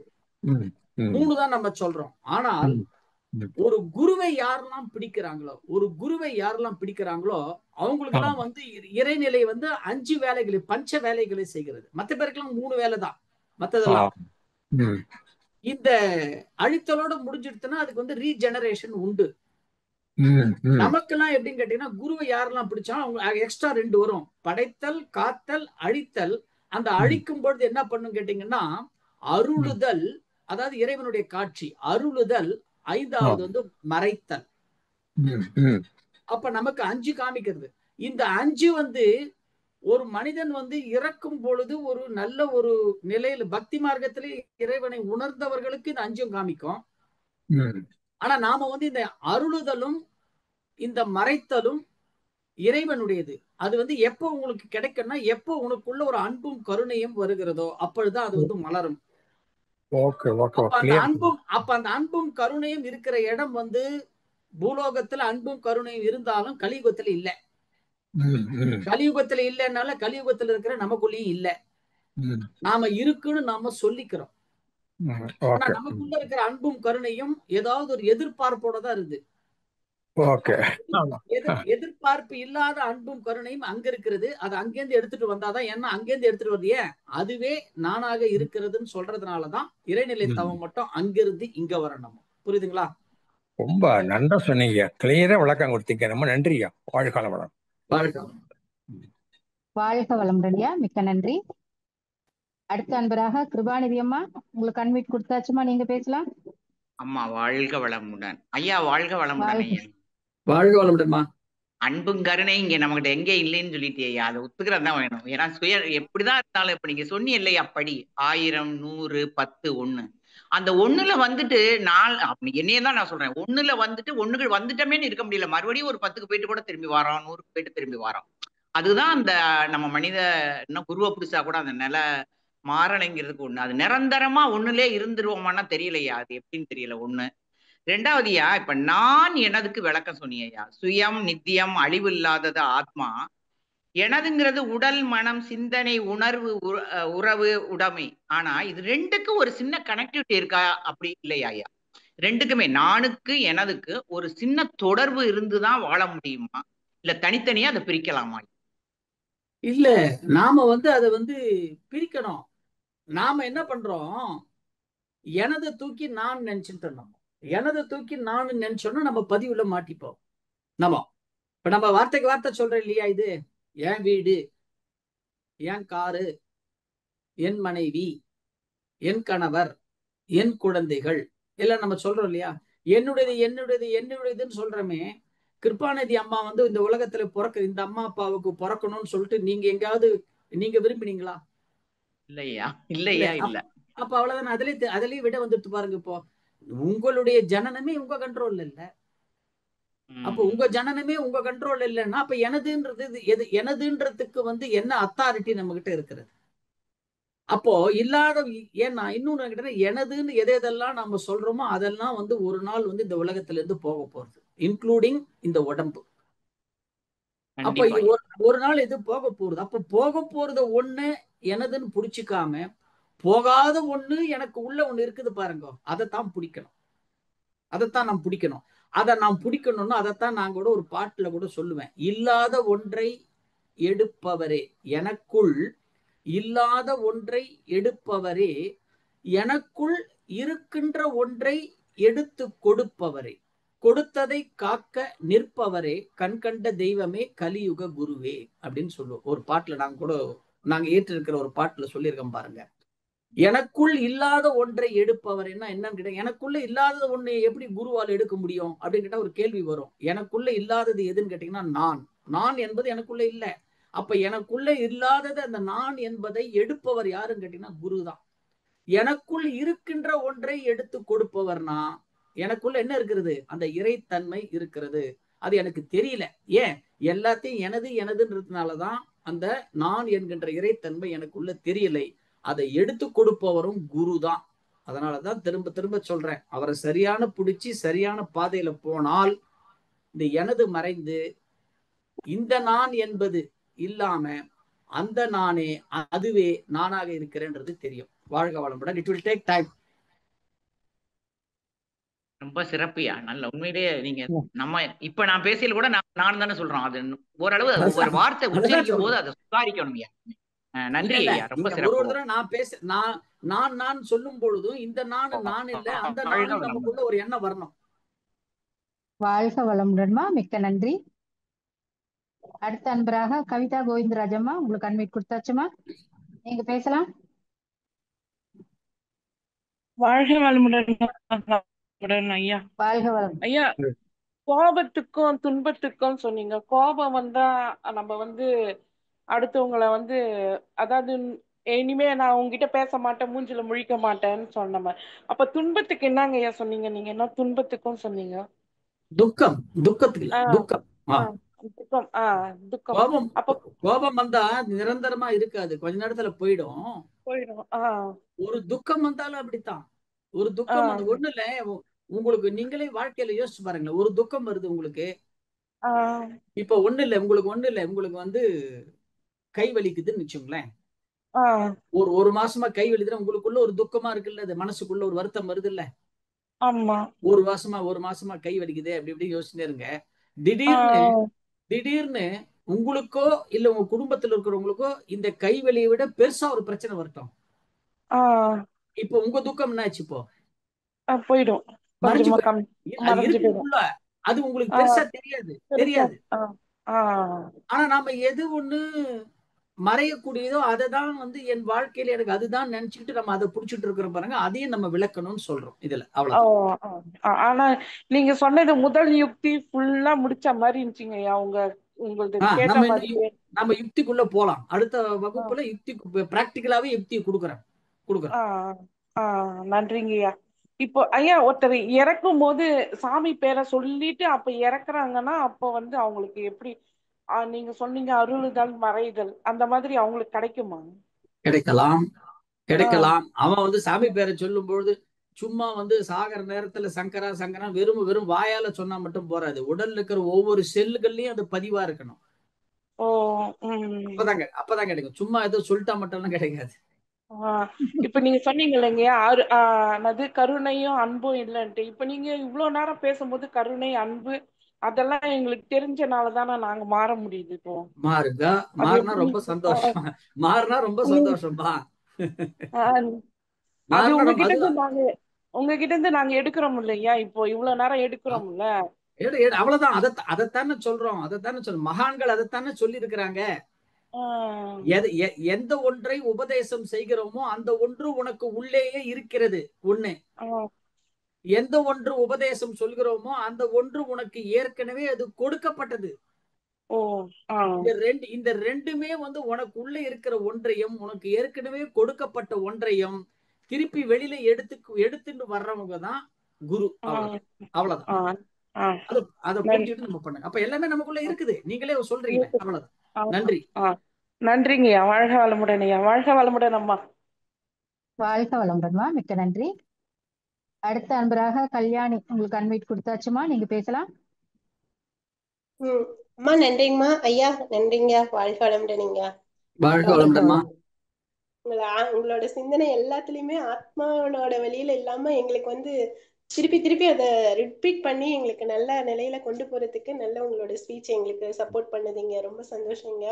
என்னுடைய கேள்வி என்னன்னாங்க, இப்ப நீங்க சொன்னீங்க இந்திரியங்கள் வந்து மூலயமா நம்ம பயன்படுத்தும் போது அது நான் அப்படிங்கிற சிந்தனை இல்லாம இருக்கணும், அப்ப வந்து வினை பதிவாகும் அப்படின்னு சொன்னீங்க. அப்படி நினைச்சோமா? இப்ப வந்து நம்ம மனதில் ஏற்படுகின்ற ஒரு சிந்தனை, இப்ப யாரோ ஒருத்தருக்கு எங்க உறவுகள்ல ஏதாவது ஒரு விஷயம் நடக்கும்னா ஃபர்ஸ்ட் அந்த தொடர்பு எனக்கு வந்து வருது. அவங்க கிட்ட வந்து நான் பேசும்போதோ இல்ல அந்த துன்பங்கள்லாம் என்கிட்ட ஃபர்ஸ்ட் ரிலீஃப் பண்றாங்க. அதுக்கு நான் இது பண்ணும்போது அந்த தொடர்பு இப்படி நானா வந்து கேட்கணுங்கிற ஒரு சிந்தனை எனக்கு வருது, அவங்க கிட்ட பேசணுங்கிற தொடர்பு வருது. அது வந்து எப்படி வினைப்பதிவுனாலயா இல்ல நம்மள ஆத்மா தூய்மையினாலயாங்க? என்னோட கேள்வி. ரெண்டாவது வினைப்பதிவுனால கிடையாது. நீங்க வந்து ஒருத்தருடைய துன்பத்தை போக்கணும்னு தானே பாக்குறீங்க. போக்கணும்னு மேடம், ஒருத்தருடைய துன்பத்தை நாம போக்கணும்னு பார்க்கும் பொழுது அது வந்து பதிவுல வராது. ஏன்னா இந்த ஆத்மா இன்னொரு ஆத்மாவை வந்து தூய்மைப்படுத்துவதற்கோ இன்னொரு ஆத்மாவனுடைய குற்றம் குறைகளை தீர்ப்பதற்கு இந்த ஆத்மா கல்யாணிங்கிற ஒரு ஆத்மா முயற்சி செய்கிறது. அப்ப முயற்சி செய்கிறதுன்னு சொல்லும் பொழுது அது வந்து புண்ணியத்துலதான் சேருமே தவிர மற்றதுல சேராது. அது புண்ணியத்துல. இப்ப மேடம், இப்ப நான் ஒரே ஒரு கேள்வி கேட்கறேன், உங்களோட சிம்பிளா இதுலயே உங்களுக்கு விட கிடைச்சிரும். ஒண்ணு இல்ல, இப்போ நீங்க விநாயகர் சதுர்த்தி இப்போ வரப்போறது இல்ல. விநாயகர் சதுர்த்திக்கு உங்க வீட்டுல வந்து நீங்க வந்து சாமிக்கு படைக்கிறதுக்கு பலகாரம் எல்லாம் பண்றீங்க. நீங்க தினமும் சமையல் பண்ணும் பொழுது என்ன பண்றீங்க? கொஞ்சம் சாம்பாரோ ரசமோ கையில விட்டு இப்படி நக்கி பாக்குறீங்களா? டேஸ்ட் அப்ப கரெக்டா இருக்கா, உப்பு கரெக்டா பாக்குறோம்ல. கண்டிப்பாங்க. ஆனா விநாயகர் சதுர்த்தி அன்னைக்கு பண்ணும் பொழுது நீங்க ஏதாவது ஒண்ணையாவது எச்சல் படுத்துறீங்களா? இல்லைங்க. ஏன் ஏன் ஏன் பண்ணல? அது வந்து கரெக்டா இருக்கும். ஆத்மா நம்ம மனசு அந்த ஒரு விஷயம் அவ்வளவுதான். இன்னைக்கு நான் பண்றது இறைவனுக்கு படைக்கிறேன் கரெக்டா அப்படின்ட்டா. இருக்கும். அப்ப இறைவனுக்கு படைக்கிறேன்னு சொல்லும் பொழுது அந்த புலன்களோடு உங்க தொடர்பு இல்ல. எந்த புலன்கள் செய்கிறதோ அந்த புலன்களுக்கு எனக்கும் தொடர்பு இல்ல. ஆனா எனக்குன்னு பண்ணும்போது என்ன பண்றீங்க? புலன்களோட தொடர்பு வந்து டேஸ்ட் பாக்குறீங்க. இந்த சாதாரண இல்ல. கண்டிப்பாங்க. கண்டிப்பா. இப்ப தெரிஞ்சுட்டா. ஆனால் நீங்க பாருங்க, அது புலன்களோட தொடர்பு இல்லாம அது பண்ணி முடிச்சதுக்கு அப்புறம் அந்த சமையல, அந்த பலகாரத்தை நீங்க சாதாரணமா வீட்டுல பண்ற சுண்டலோட அன்னைக்கு பண்ண சுண்டல் டேஸ்ட் அதிகமா இருக்கும். பாத்தீங்களா? கண்டிப்பாங்க. ஏன் புலன்களோடு உங்கள் தொடர்பு செய்யும் பொழுது எனக்கும் அதற்கும் தொடர்பு இல்லைன்ற நிலைமையில நீங்க இருந்தீங்க. அப்ப யாரோட தொடர்புல இருந்தீங்க நீங்க? இறை தொடர்போட. அவ்வளவுதான். இதை வச்சுட்டு பண்ணுங்க போறோம். அவ்வளவுதான். வாழ்க வளமுடன். கண்டிப்பாங்க. நன்றிங்க. சிறப்புங்க. வாழ்க வளமுடன். நன்றிங்கம்மா. வாழ்க வளமுடன்மா. மிக்க நன்றி. அடுத்த அன்பராக உமையாள், உங்களுக்கு அன்மிட் கொடுத்தாச்சுமா, நீங்க பேசலாம். உமையாளம்மா, மைக் ஒரு தடவை டச் பண்ணுங்கம்மா. உங்களுக்கு அன்மிட் கொடுத்தாச்சுமா. இல்ல போல இருக்கு. அடுத்தது சாந்தி கண்ணன், உங்களுக்கு அன்மிட் கொடுத்தாச்சுமா, நீங்க பேசலாம். ஆமா, வாழ்க வளமுடன் அம்மா. ஐயா வாழ்க வளமுடன் ஐயா. வாழ்க வளமுடன்மா. ஐயா இப்ப வந்து அவ்வளவு அற்புதமா இருந்தது. இப்ப வந்து எதை செஞ்சாலும் நான் செய்யறேன் அப்படின்னு சொல்ற இடத்துல நம்ம எப்படியா சொல்லலாம்? ஏன்னா நானே சொல்லக்கூடாதுங்கிறத முடிவு வந்தாச்சு. அதை எப்படியா நம்ம சொல்லலாம்? அது ஒரு கேள்வி. அப்புறம் வந்து நீங்க வந்து உள்கடந்து உள்ள போக போக போக சொன்னீங்க. அது வந்து ஆகினில இருந்து நம்ம போகணும்னு நினைக்கணுமா, இல்ல மூலாதாரத்துல இருந்து போகணுமா, இல்ல துரியத்துல இருந்து போகணுமா, நம்ம ஃபீல் பண்ணுமா? அது ஒரு கேள்வியா? அப்புறம் முதல்ல நாங்க என்ன சொன்னோம்? நான் தவம் செய்யவில்லை, சும்மா இருக்கிறேன். அப்ப நீங்க தவம் பண்ணாதீங்க. சரியா? முதல்ல மௌனத்துல போகும்பொழுது முதல்ல தவம் தேவையில்லை. என்ன ஒரு இடத்துக்கு உள்ள போனா அந்த இடத்த முதல்ல சுத்தம் படுத்தாம நீங்க வந்து ஒரு சுத்தமான ஒரு பொருளை பார்க்கணும்னா அந்த பொருள் எடுக்கிறதுக்கு அந்த போற வழியெல்லாம் சுத்தம் பண்ணாதானே நீங்க வந்து அந்த இடத்துக்கு அந்த டெஸ்டினேஷன் போய் அடைய முடியும். அப்ப போற வழியை முதல்ல சுத்தம் பண்ணாம அந்த இடத்த மட்டும் சுத்தமான இடத்த மட்டும் பார்க்கணும்னா முடியாது. அப்போ முதல்ல வந்து புற தூய்மை, அக தூய்மை இதெல்லாம் ஸ்டெப் பை ஸ்டெப்பா பண்ணிட்டு போகணும். அப்ப மெடிடேஷன் நாட் ரிக்வயர்ட். அடுத்தடுத்த நிலைக்கு நாம வந்து போயிட்டே இருக்கணும். சரியா? ஆமா, மெடிடேஷன் பண்ணாதீங்க. முதல்ல சும்மா இருங்க. முதல்ல பிராக்டிஸ். சும்மா இருக்கிறதுக்கு பிராக்டிஸ் முதல்ல. சரியா? ஆமா, மெடிடேஷன் நீங்க போயிட்டீங்கன்னா திருப்பி வந்து ஆக்னால இருப்பீங்க, சாந்தியில இருப்பீங்க, துரியத்துல இருப்பீங்க. அப்ப வந்து அது வந்து அதனுடைய நன்மைகளை கொடுக்கும். புரியுதுங்களா? மெடிடேஷன் என்பது மன தூய்மை, மௌனம் என்பது ஆத்ம தூய்மை. ஆமா, அப்ப மெடிடேஷனுடைய அடுத்த நிலை இது. சரி. அந்த அடுத்த நிலைக்கு வரணும்னா முதல்ல வந்து ஸ்டெப் பை ஸ்டெப்பா உடல், மனம், அப்புறம் தான் உள்ள வரணும். சரியா? அப்படிதான். முதல் கேள்வி கேட்டது என்ன கேட்டீங்க நீங்க? நானே மறந்துட்டேன் நினைக்கிறேன். நான் வந்து எதுவுமே நம்ம சொல்லக்கூடாது. அதைத்தான் இப்ப நம்ம இவங்களுக்கு கிருபாநிதி அம்மாவுக்கு ஆன்சர் பண்ண இல்லையா? அதாவதுங்க, நீங்கள் நாம வந்து நடைமுறை வாழ்க்கையில இதை நம்ம பேசுவோம். அம்மா நான் உங்ககிட்ட போன வாரம் சொன்னேன் இல்லம்மா அப்படின்னு நம்ம சொல்றோம் இல்லையா? ஆமா. இப்ப யாருக்கு இது பொருள் நான் தான் இந்த பொருள் வாங்கினேன்னு சொல்லுங்க. அது வந்து நம்ம வார்த்தையில சொல்றோம் இல்லையா? ஆனால் அந்த நானுக்கும் அந்த செயலுக்கும் சம்பந்தம் இல்லை.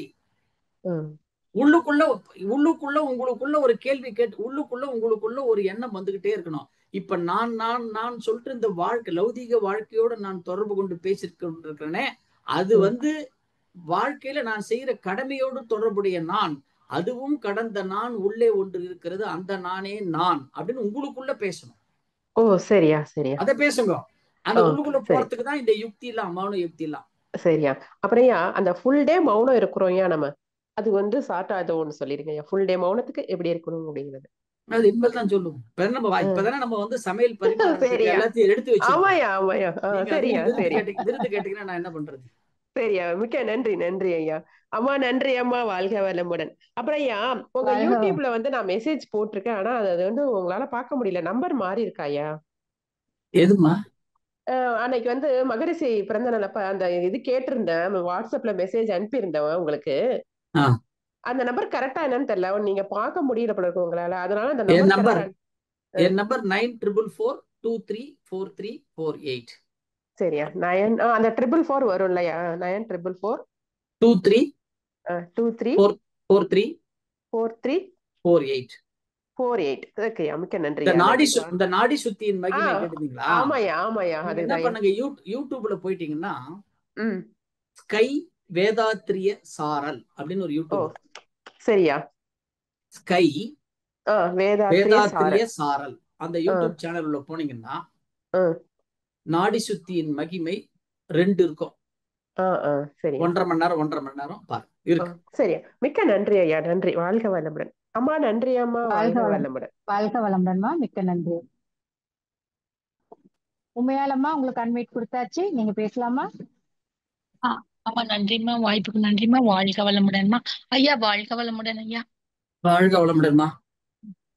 ஐயா, நீங்க மௌனத்துல சொல்லும்போது நம்ம மூச்ச வந்து மூச்சும் அந்த அதாவது எண்ணங்கள் எல்லாம் குறையும். அப்ப அந்த மூச்சுல இருந்து மாற்றம் நிகழும் அப்படின்னு சொன்னீங்க ஐயா. அந்த மூச்சுல இருந்து ஒரு மாற்றம் அப்படின்னு சொன்னீங்க ஐயா. அதுதான் கேட்கணும்னு நினைச்சேங்க ஐயா. அது அடுத்த மாசம் தானே, நானே சொல்லி உங்களுக்கு இன்னும். சரிங்க சரிங்க. நீங்க அது உள்ள போனதுக்கு அப்புறம் தானே அடுத்த மாசம் அந்த அந்த யுக்தி கொடுக்கும் பொழுது அது தெரியும் உள்ள. ஓ சரிங்க சரிங்க, சிறப்புங்க சிறப்புங்க, நன்றிங்க. உள்ளுக்குள்ள அப்படியே உள்ளுக்குள்ள கொஞ்சம் போங்க. சரிங்க சரிங்க, நன்றிங்க. வாழ்க வளமுடன் அம்மா. நன்றிங்கம்மா, வாழ்க வளமுடன். வாழ்க வளமுடன்மா, மிக்க நன்றி. அடுத்த அன்பராக கலைவாணி, உங்களுக்கு அன்வைட் கொடுத்தாச்சுமா? கலைவாணி அம்மா. ஐயா ஐயா, வாழ்க வளமுடன் ஐயா. வாழ்க வளமுடன்மா. ஐயா, எனக்கு எனக்கு 2 கேள்வி இருக்கு ஐயா. அந்த மௌனம் இருக்கும்போது கொள்கள் மீது ஆதிக்கம்னு சொன்னது கொஞ்சம் ஓரளவு புரியுது. மரணத்தின் மீது ஆதிக்கம் அப்படின்றது அது என்னது ஐயா? அது கொஞ்சம் இன்னும் கொஞ்சம் நானே. அதாவது இப்ப நம்ம எல்லாம் ஒரு சினிமா தியேட்டர்ல போய் படம் பார்க்க போறோம் என்ன. இப்பதான் வந்து படம் வந்து இத்தனை ரீல் அப்படின்னு போடுறாங்க. ஓகே, நீங்க வந்து அது கூட கிளைமேக்ஸ் போடுன்னு சொன்னா நான் என்ன பண்றது? ஓகே ஓகே சரிங்க. அதாவது கோள்கள் மீது ஆதிக்கம்னா அதுவே இன்னும் நம்ம இன்னும் விளக்கமா கொடுக்கல உங்களுக்கு, சரிங்களா? மரணத்தின் மீது முழு ஆதிக்கம்னா என்ன அர்த்தம் கேட்டீங்கன்னா, விதி, நம்மளுடைய விதி தான் வந்து நம்ம ஆயுளை நிர்ணயம் பண்றதுன்னு நம்ம சொல்றோம் இல்லையா? அந்த விதியை மாத்தலாம். அந்த விதியை எப்ப நீங்க மாத்துறீங்களோ அதுதான் மரணத்தின் மீது முழு ஆதிக்கம். அது நீங்க கேட்ட கேள்விக்கு மட்டும் விடையை சொல்லிட்டேன். அது எப்படிங்கிறத அந்த பயிற்சிக்குள்ள நம்ம பார்க்க போறோம். இல்ல புரியுது ஐயா, நீங்க சொல்லும் போது புரியுது ஐயா. அப்புறம் இன்னொரு கொஸ்டின் ஐயா, நம்ம புற உலக தொடர்பு நம்ம குறைத்து கொள்ளணும் அப்படின்னா எந்த விதத்துல ஐயா நம்ம அந்த தொடர்பு எல்லாம் குறைச்சிக்கலாம்? நீங்களே எப்படி பண்ணலாம்? நீங்க ஒரு ஐடியா சொல்லுங்க பார்க்கலாம். இப்போ எனக்கு ஒரு ஐடியா என்னன்னா ஐயா, புற உலக தொடர்புனா நம்ம இப்படி ரொம்ப அதிகமா அனாவசியமா யார்ட்டையும் பேசாம இருக்கிறதா, இல்ல அந்த நம்ம தேவையில்லாம ஒரு செயல்கள் ஈடுபடாம நமக்கு என்ன தேவையோ அது உள்ளுக்குள்ளார எடுத்துட்டு போயிட்டு இது பண்ணணுமா? அப்படிதான் எனக்கு புரியுது ஐயா. இதுதான் பண்ணக்கூடாது. நம்ம அதுதான், அவ்வளவுதான் புரியுதுச்சு ஐயா. இதைதான் பண்ணக்கூடாது. இப்ப நீங்க வந்து முதல்ல நீங்க ஒண்ணு சொன்னீங்க பாருங்க, எதுலயும் அதிகமா பேசக்கூடாது அப்படிலாம் நீங்க சொன்னீங்கல்ல. ஆமா ஆமா. இப்ப சாயங்காலமே இப்ப இந்த கிளாஸ் முடிச்சோன்னு வீட்டுக்குள்ள போய் உட்காந்துக்கிட்டு உங்க கணவரோ, உங்க மாமனாரோ, மாமியாரோ, அப்பாவோ, அம்மாவோ, உங்க குழந்தைகளோ ஏதாவது ஒண்ணு பண்ணி கொடுத்து, எனக்கு என்னப்பா, எதுவும் கூட நான் பற்று வைக்க போறதுல எல்லாம் அளவோடு இருக்கணும் அப்படி இப்படின்னு நீங்க பேசுவீங்க. அப்படி சொல்ல முடியாது, அப்படி சொல்ல முடியாது. இல்ல, உங்க மனசு பேசும், நீங்க பேசலாம், அது பேசும். நாம என்ன பண்ணணும் கேட்டீங்கன்னா, எல்லாத்தையும் நான் பண்றேன்னு சொல்லும் பொழுது இது வெளியில அப்படி கொட்டும். நீங்க எல்லாம் பண்ணுங்க, எது பண்ணாலும் இந்த நேரத்துல இதனோட எனக்கு நான் ஒரு தொடர்புல இருக்கிறேன் பாருங்க. இந்த நேரத்து வரைக்கும் எனக்கு இதனோட ஒரு தொடர்பு இருக்கு, அது வரைக்கும் கடவுளுக்கு நன்றி. இந்த தொடர்பு தொடரலாம், எப்போ வேணாலும் இந்த தொடர்பு அறுபடலாம். எப்படி நடந்தாலும் அதை நான் ஏத்துக்கிறேன் அப்படின்ற ஒரு மனசுக்குள்ள ஒரு பக்குவத்தை வச்சுக்கிட்டு உங்க எல்லா செயலையும் நீங்க செய்யுங்க போறோம். ஓகே ஓகே ஓகே, புரியுது ஐயா. ஒரு சில நேரத்துல நம்ம அந்த செயல்கள் வந்து நமக்கு துன்பம் கொடுக்கும் போது அந்த விழிப்பு நிலையா இருக்கணும் அந்த இடத்துல. அது என்ன துன்பம் மட்டும் அட இல்லம்மா, அது துன்பம் மட்டும் இல்லை, ம் அது துன்பமும் இருக்கலாம், இன்பமும் இன்பமும் இருக்கலாம், எது வேணாலும் இருக்கலாம். அதுக்கு எது ஒண்ணு வந்து பாருங்க, ஒண்ணு வந்து நீங்க ஒரு செயல் செய்யறீங்கன்னா அதுக்கு வந்து பின்னாடி ஒரு காரணமும் இருக்கிறது, காரியமும் இருக்கிறது. ஓகே அதை மட்டும் கொஞ்சம் முதல்லயே விழிப்பு நிலையோட பாத்துருங்க. ஓகே, என்னுடைய கர்மாப்படி வந்து ஒரு நல்லதும் நான் செய்ய வேண்டியிருக்கலாம், மற்றதும் செய்ய வேண்டியிருக்கலாம். நல்லது செய்யணும்னா கண்ணை மூடிட்டு செய்திருங்க, மற்றதா இருந்தா நம்மளே இன்னொரு பதிவு செய்யணும், இன்னொரு பதிவை நம்ம இது பண்ணிக்கணும். சரி, ஓகே ஓகே. அதாங்க, ஒரு உதவி நம்ம பண்ணும்போது அதுல சில கஷ்டம் வருது ஐயா. அப்ப அதை ஏத்துக்கிற மனப்பக்குவம் அப்போ கொஞ்சம் தடுமாறுது. அப்ப என்ன, ஏன் நம்ம கரெக்டா தான் செய்யறோமா, இதுக்கு கொஞ்சம் யோசிச்சிருக்கணுமா அப்படின்னு நம்ம அதைத்தான் மனசு சொல்றேன், சொல்லுது. விழிப்பு நிலைன்னு சொன்னேன். அதைத்தான் சொன்னேன், விழிப்பு நிலைன்னு சொன்னேன். புலன்களும் மனமும் விழிப்பு நிலையில் இருக்கும் பொழுது உன்னுடைய செயல் கரெக்டா இருக்கும்னு சொன்னேன். பண்ணி பாருங்க, ஏதாவது டவுட் இருந்தா கண்டிப்பா. வாழ்க வாழ்க வளமுடன் ஐயா, வாழ்க. தேங்க்யூ. வாழ்க வளமுடன்மா, மிக்க நன்றி. அடுத்த அன்பராக வள்ளி நாயகி முத்துக்குமார், உங்களுக்கு அன்வைட் கொடுத்தாச்சுமா? வாழ்க வளமுடன். வாழ்க வளமுடன் அம்மா. ஐயா வாழ்க வளமுடன். வளமுடன். வாழ்க வளமுடன்மா. ஐயா ரொம்ப நன்றி.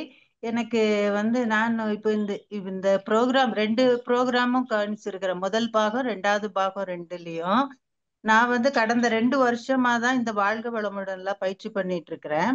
ஆனா அதுக்கு முன்னாடியே வந்து பக்தி ரூட்ல, அப்புறம் வந்து ஹீலிங் மெத்தடு, இதுல எல்லாம் இந்த தியானம், உணவு முறைகள் எல்லாத்துலயுமே வந்து அந்த மாதிரி பயிற்சியில தான் இருந்திருக்கிறேன். சில நேரங்கள்ல எனக்கு சில அனுபவங்கள் எப்படின்னாக்கா, நானே யோசிக்காமலேயே சில விஷயங்கள் வந்து நடக்கும் இல்லையா.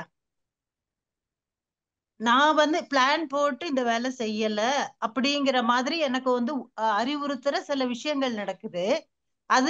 அதோட தன்மை என்ன, அது இப்படி வர்றதுக்கு காரணம் என்ன? அதாவது நீங்க செய்த செயலினுடைய விளைவு அது உங்களுக்கு நல்லதா தானே வருது உங்களுக்கு அது. ஆமா ஆமா, அந்த சீன் வந்து கிரியேட் ஆகுறதுனால எனக்கு வந்து புரியும் வைக்குது. இது நான் பண்ணல, நான் பிளான் பண்ணல. அதுக்கு அதைத்தான் நான் சொல்றேன் இல்லையா, எந்த ஒரு செயல் வந்தாலும் அதுக்கு பின்னாடி ஒரு காரணமும் இருக்கிறது, காரியமும் இருக்கிறதுன்னு சொல்றோம்ல. காரண காரியம் வந்து சரியான முறையில இருந்ததுன்னா, உங்களுடைய எண்ணங்கள் சரியான முறையில இருந்ததுன்னா இது மாதிரி வந்து இன்ட்யூஷன் முதல்லயே உணர்த்தும். இல்ல எனக்கு முன்னாடி உணர்த்தல, அந்த விஷயம் நடந்துட்டு இருக்கும் போது எனக்கு புரியுது. அதத்தான் சொல்றேன், முன்னாடியும் உணர்த்தும். நீங்க வந்து எதை நீங்க செய்யணும் அது தானாவே உங்களுக்கு அது வந்து அந்த இடத்துல வந்து நிகழும் ஒண்ணு. சரி சரி சரி, நிகழுன்னு சொல்ற இல்லையா, அது நிகழுன்னு சொல்றதுன்னா வந்து உங்களுடைய உள்மனம் சரியான முறையில போகுதுன்னு அர்த்தம். சரி ஐயா, கரெக்டான வழியிலேயே போங்க, அப்படியே போங்க. வாழ்த்துக்கள். நன்றி ஐயா, நன்றி. நன்றி அம்மா, வாழ்த்துக்கள் மிக்க நன்றி.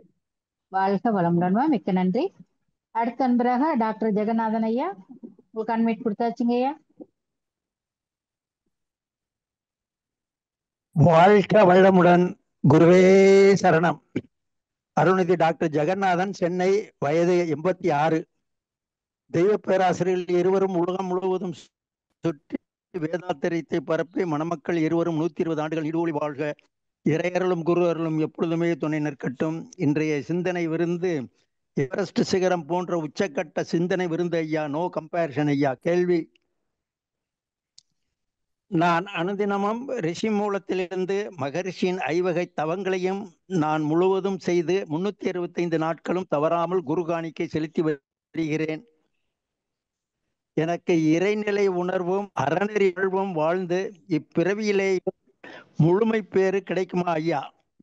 அவ்வாறு கிடைக்க நம் தானை தலைவர் பத்மஸ்ரீ அருள்நிதி SKM மயிலானந்தம் ஐயா அவர்களும் தாங்களும் ஆழியார் அறிவித்திருக்கோயிலின் அனைத்து மனித தெய்வங்களான உலக சமுதாய சேவா சங்க IT உள்பட கோஹோஸ்ட் உள்பட என் ஆசை நிறைவேற வாழ்த்தி ஆசி கூறி தாழ்மையுடன் கேட்டுக்கொள்கிறேன். ஆழியார் அறிவித்திருக்கோயில் பல்லாயிரம் ஆண்டுகள் வாழ்க வளமுடன் நிறைவு செய்கிறேன். மீண்டும் நன்றி ஐயா. வாழ்க வளமுடன். வாழ்க வளமுடன். நீங்க எல்லாம் வந்து ஏற்கனவே உணர்ந்தவர்கள் ஐயா. நீங்க எல்லாம் 86 வயசுல வந்து நீங்க வந்து தினமும் ஒரு நாள் கூட உடற்பயிற்சி எல்லாம் தவறாம செய்கிறீர்கள். எல்லா ஐவகை தவங்களும் செய்றீங்கன்னு சொல்லும்போது நீங்க எல்லாம் வந்து அந்த அன்பும் கருணையுமான இறைவனை உணர்ந்தவர்கள். நீங்க எல்லாமே இதுக்கப்புறம் உணரணும்னு கிடையாது, ஏற்கனவே உணர்ந்தவர்கள். அந்த ஒரு ஞான வைராக்கியம் உங்களுக்கு எல்லாம் வந்துருச்சு. 86 வயசுலயே நான் இதெல்லாம் மகரிஷியுடைய பயிற்சி செய்யணும்னு ஒரு ஞான வைராக்கியம் வந்துருச்சு பாருங்க. இதுதான் வந்து இதுதான் உணர்ந்ததற்கான அடையாளம். அதை அப்படியே நீங்க வந்து வாழ்க்கை முழுக்க தக்க வச்சுக்கணும். இறை அருளும் குரு அருளும் அதுக்கு துணை புரியும் நிச்சயமாக ஐயா. வாழ்க வளமுடன். நன்றி, வாழ்த்துக்களுக்கு நன்றி ஐயா. ரொம்ப நன்றி ஐயா. வாழ்க வளமுடன். வாழ்க வளமுடன். வாழ்க வளமுடன் ஐயா. மிக்க நன்றி. அடுத்த அன்பராக ரவிச்சந்திரன் ஐயா, உங்களுக்கு அன்வைட் கொடுத்தாச்சுங்க ஐயா, நீங்க பேசலாம். வணக்கம் ஐயா. வாழ்க வளமுடன். மிக சிறப்புங்க ஐயா உங்க உரையில வந்துங்க ஐயா அந்த துக்க வைராக்கியம் அந்த கோப வைராக்கியம் அதை பத்தி சொன்னீங்க ஐயா. அதை முழுவதுமாக அதை கரைச்சி அது இல்லாம இருக்க என்னங்க ஐயா பண்ணணும்? அது என்ன மாதிரி முயற்சி எடுத்தா அதை ஃபுல்லா வந்து நம்ம பண்ண முடியுங்க ஐயா? அதை ரிமூவ் பண்ண முடியும்? அதுதான் சொன்னோம். அதுக்குதானே சொன்னோம். கோப வைராக்கியம் துக்க வைராக்கியம் நிரந்தரம் அல்ல. அது நிரந்தரமா வந்துருச்சுன்னா சிந்தனைகள் வந்து தடம் புரண்டு விடும் சொன்ன இல்லையா? அப்ப தடம் புரடாம இருக்கிறதுக்கு என்ன பண்ணணும்? அக உலகத்தை நோக்கி உள்ள போகணும்.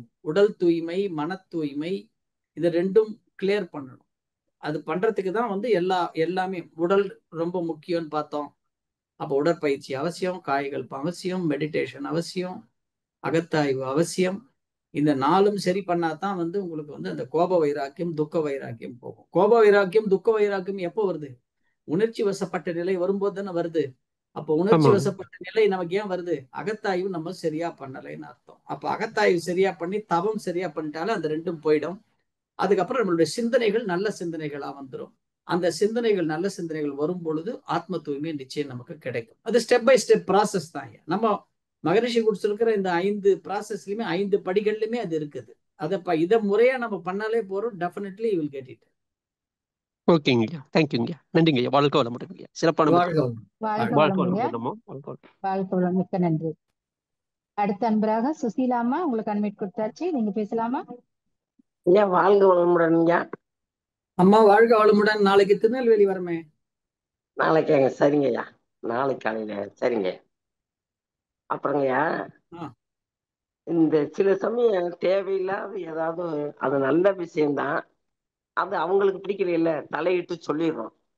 ஆனா இன்டிவிஜுவலா அப்புறமா முடிஞ்சதுக்கு அப்புறம் இது நமக்கு தேவையில்லை, இதை தலையிட்டுட்டோம் அப்படின்னு நான் நினைக்கிறேன். அதை அவாய்ட் பண்றதுக்கு என்ன செய்யலாம் சார்? இல்ல அதனால வந்து அவங்களுக்கு நன்மை ஏற்படுதா? நன்மை ஏற்படுது, இருந்தாலும் அவங்களுக்கு அது பிடிக்காம இருக்குமா? நன்மை ஏற்பட்டுட்டா பரவாயில்ல, சில சமயம் அது மன வருத்தமா மாறிடுது கருத்து சொல்லும் போது. அதை குறைக்கணும்னு நினைக்கிறேன்.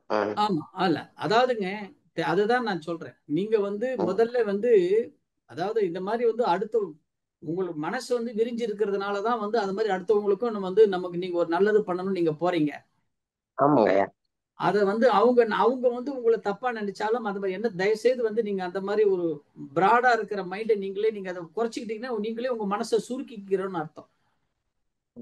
உங்களுக்கு பிடிக்கல இல்ல, பரவாயில்ல, அது பரவாயில்ல. அவன் பிடிக்கலன்னா அவன் பிடிக்கலன்னு சொல்லிட்டு போட்டோம், பரவாயில்ல. அதை பத்தி நீங்க இது பண்ணாதீங்க. சரிங்க. போற்றுவார் போற்றலும் போற்றுவார் தூற்றலும் எல்லாம் அவ்வளவுதான். இல்ல கொஞ்சம் குறைச்சிக்கலாம்னு நினைக்கிறேன். அதுக்கு அதாவது நீங்க வந்து குறைச்சி, அதாவதுங்க நீங்க வந்து உங்களை வந்து அவங்க கண்டினியூவா வந்து உங்களை வந்து அவமரியாதை பண்றாங்க அப்படின்ற இடத்துல அந்த இடத்துல இருந்து விலகிடுங்க. அந்த இடத்துல இருந்து விலகிடுங்க. மற்றபடி அதனால உங்களுடைய எண்ணம் மனசு சுருங்காம பார்த்து. சரிங்க. அப்புறங்க அடுத்த ப்ரோக்ராம் எங்கயா? நெக்ஸ்ட் மந்த் இப்ப திருநெல்வேலி முடிச்சுட்டு அடுத்தது வந்து நம்ம ஈரோடு பக்கத்துல சத்தியமங்கலம். அதுவும் 2 days தானா சார்? ஆமா.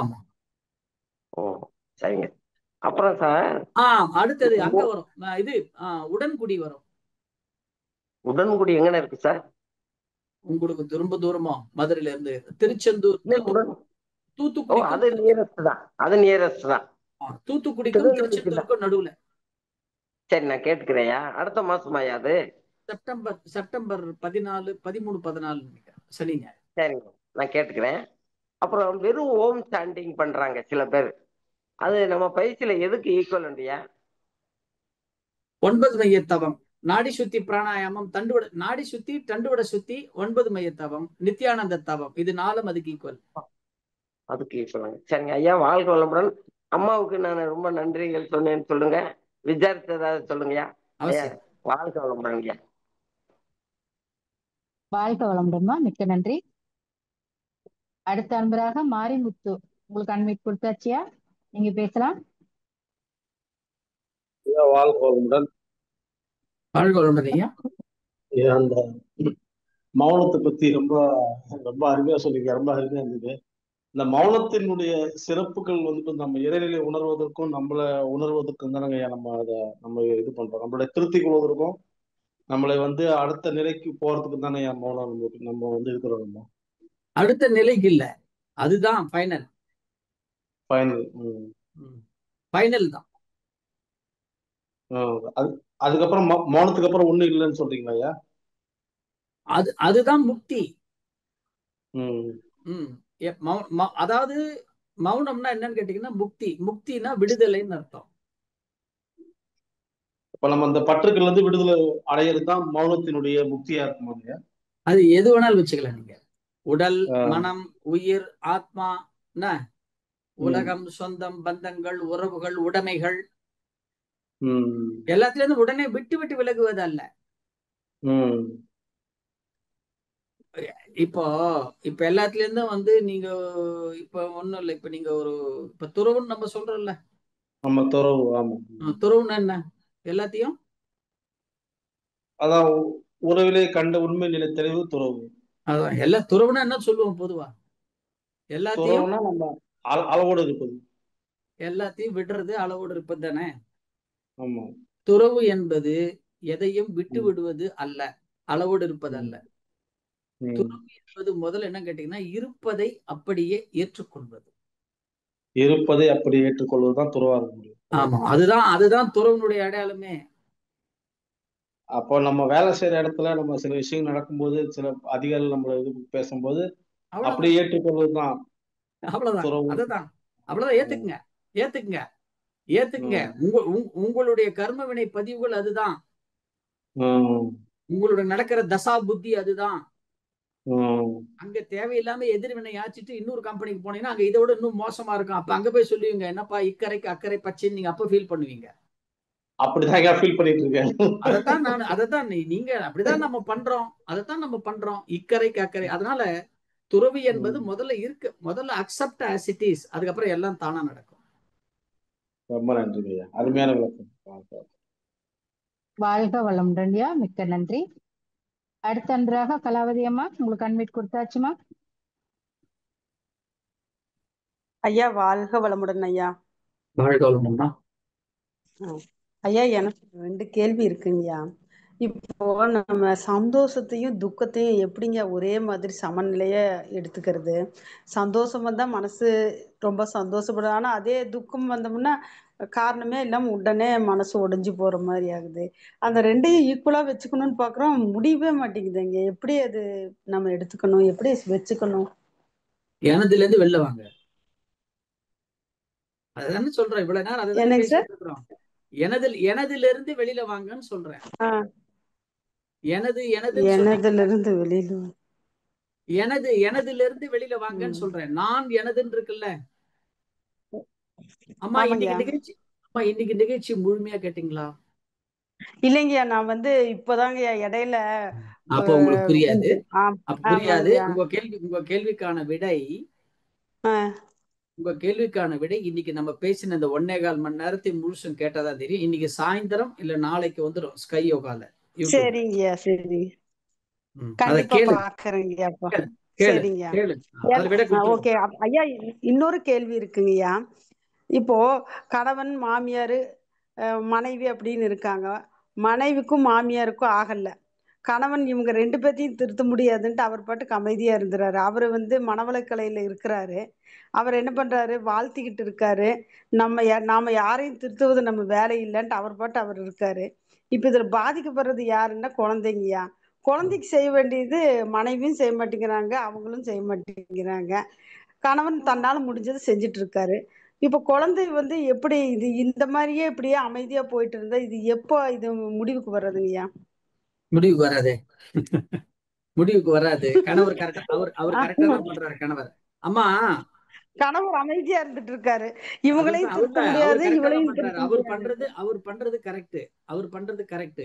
ஏன்னா மத்தவங்களை மாத்த முடிச்சாரு, முடியல. அவர் மாறிக்கிட்டு போயிட்டாரு. புரியுதுங்களா? ஆமாங்க. நான் இப்போ ஒரே ஒரு கேள்வி கேட்கட்டுமா? கேளுங்க. மாமியார் மருமகளை மன வருத்தப்படும்படி நடந்துட்டாங்கல்ல. ஆமாங்க.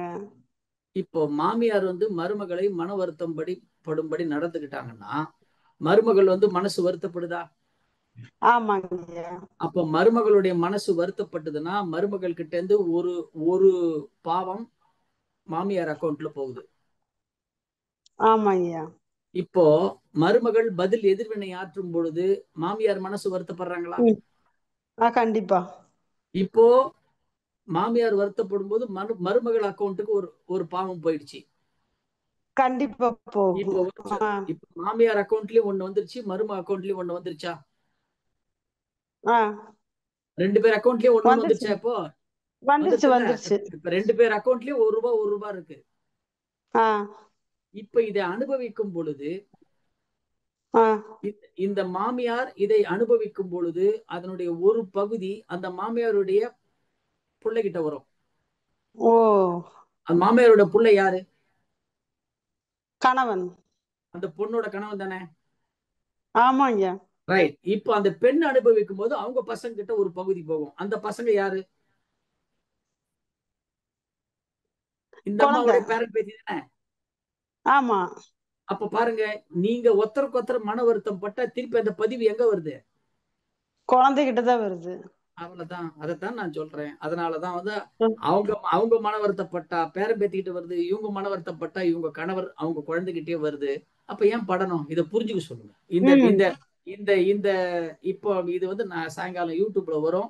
இதை மட்டும் அந்த மாமியார் மருமகன் கிட்ட கொஞ்சம் போட்டு காமிங்க, சரியாயிடும். வாழ்க்கை சுத்தி அப்படியே பண்ணிட்டே இருக்காங்க, என்ன பண்றது? சரிங்க. கண்டிப்பா நல்ல விளக்கங்க. நல்ல விளக்கம். நன்றி ஐயா. மிக்க நன்றி. அடுத்த அன்பராக ராஜேஸ்வரி அம்மா, உங்களுக்கு அன்மியூட் கொடுத்தாச்சு, நீங்க பேசலாமா? ஐயா வாழ்க வளமுடன். வாழ்க வளமுடன்மா. வாழ்க ಸಮೃದ್ಧಿಯೊಂದಿಗೆ. வாழ்க ಸಮೃದ್ಧಿಯೊಂದಿಗೆ. குரு வாழ்க, குரு நம்மொந்திಗೆ. குரு வாழ்க, குரு நம்மொந்திಗೆ. குருவே துணை.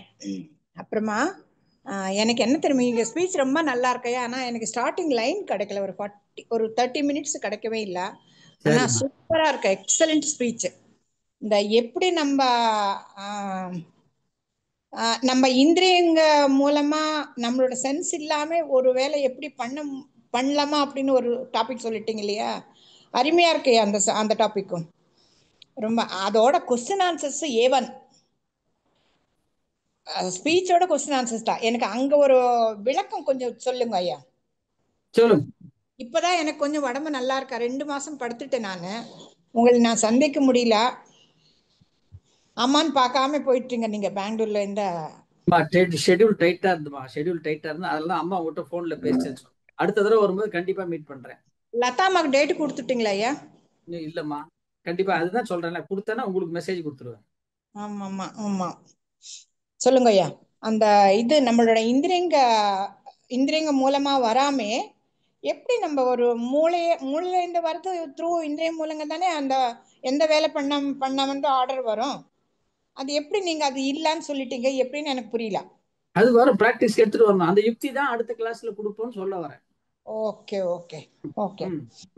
அப்புறமா இந்த இப்ப இந்த பார்ட் 1 and 2 ரெண்டுமே கொஞ்சம் எனக்கு கொஞ்சம் அனுப்பிச்சிடுங்க ஐயா. உங்களுக்கு புண்ணியம் வரும்.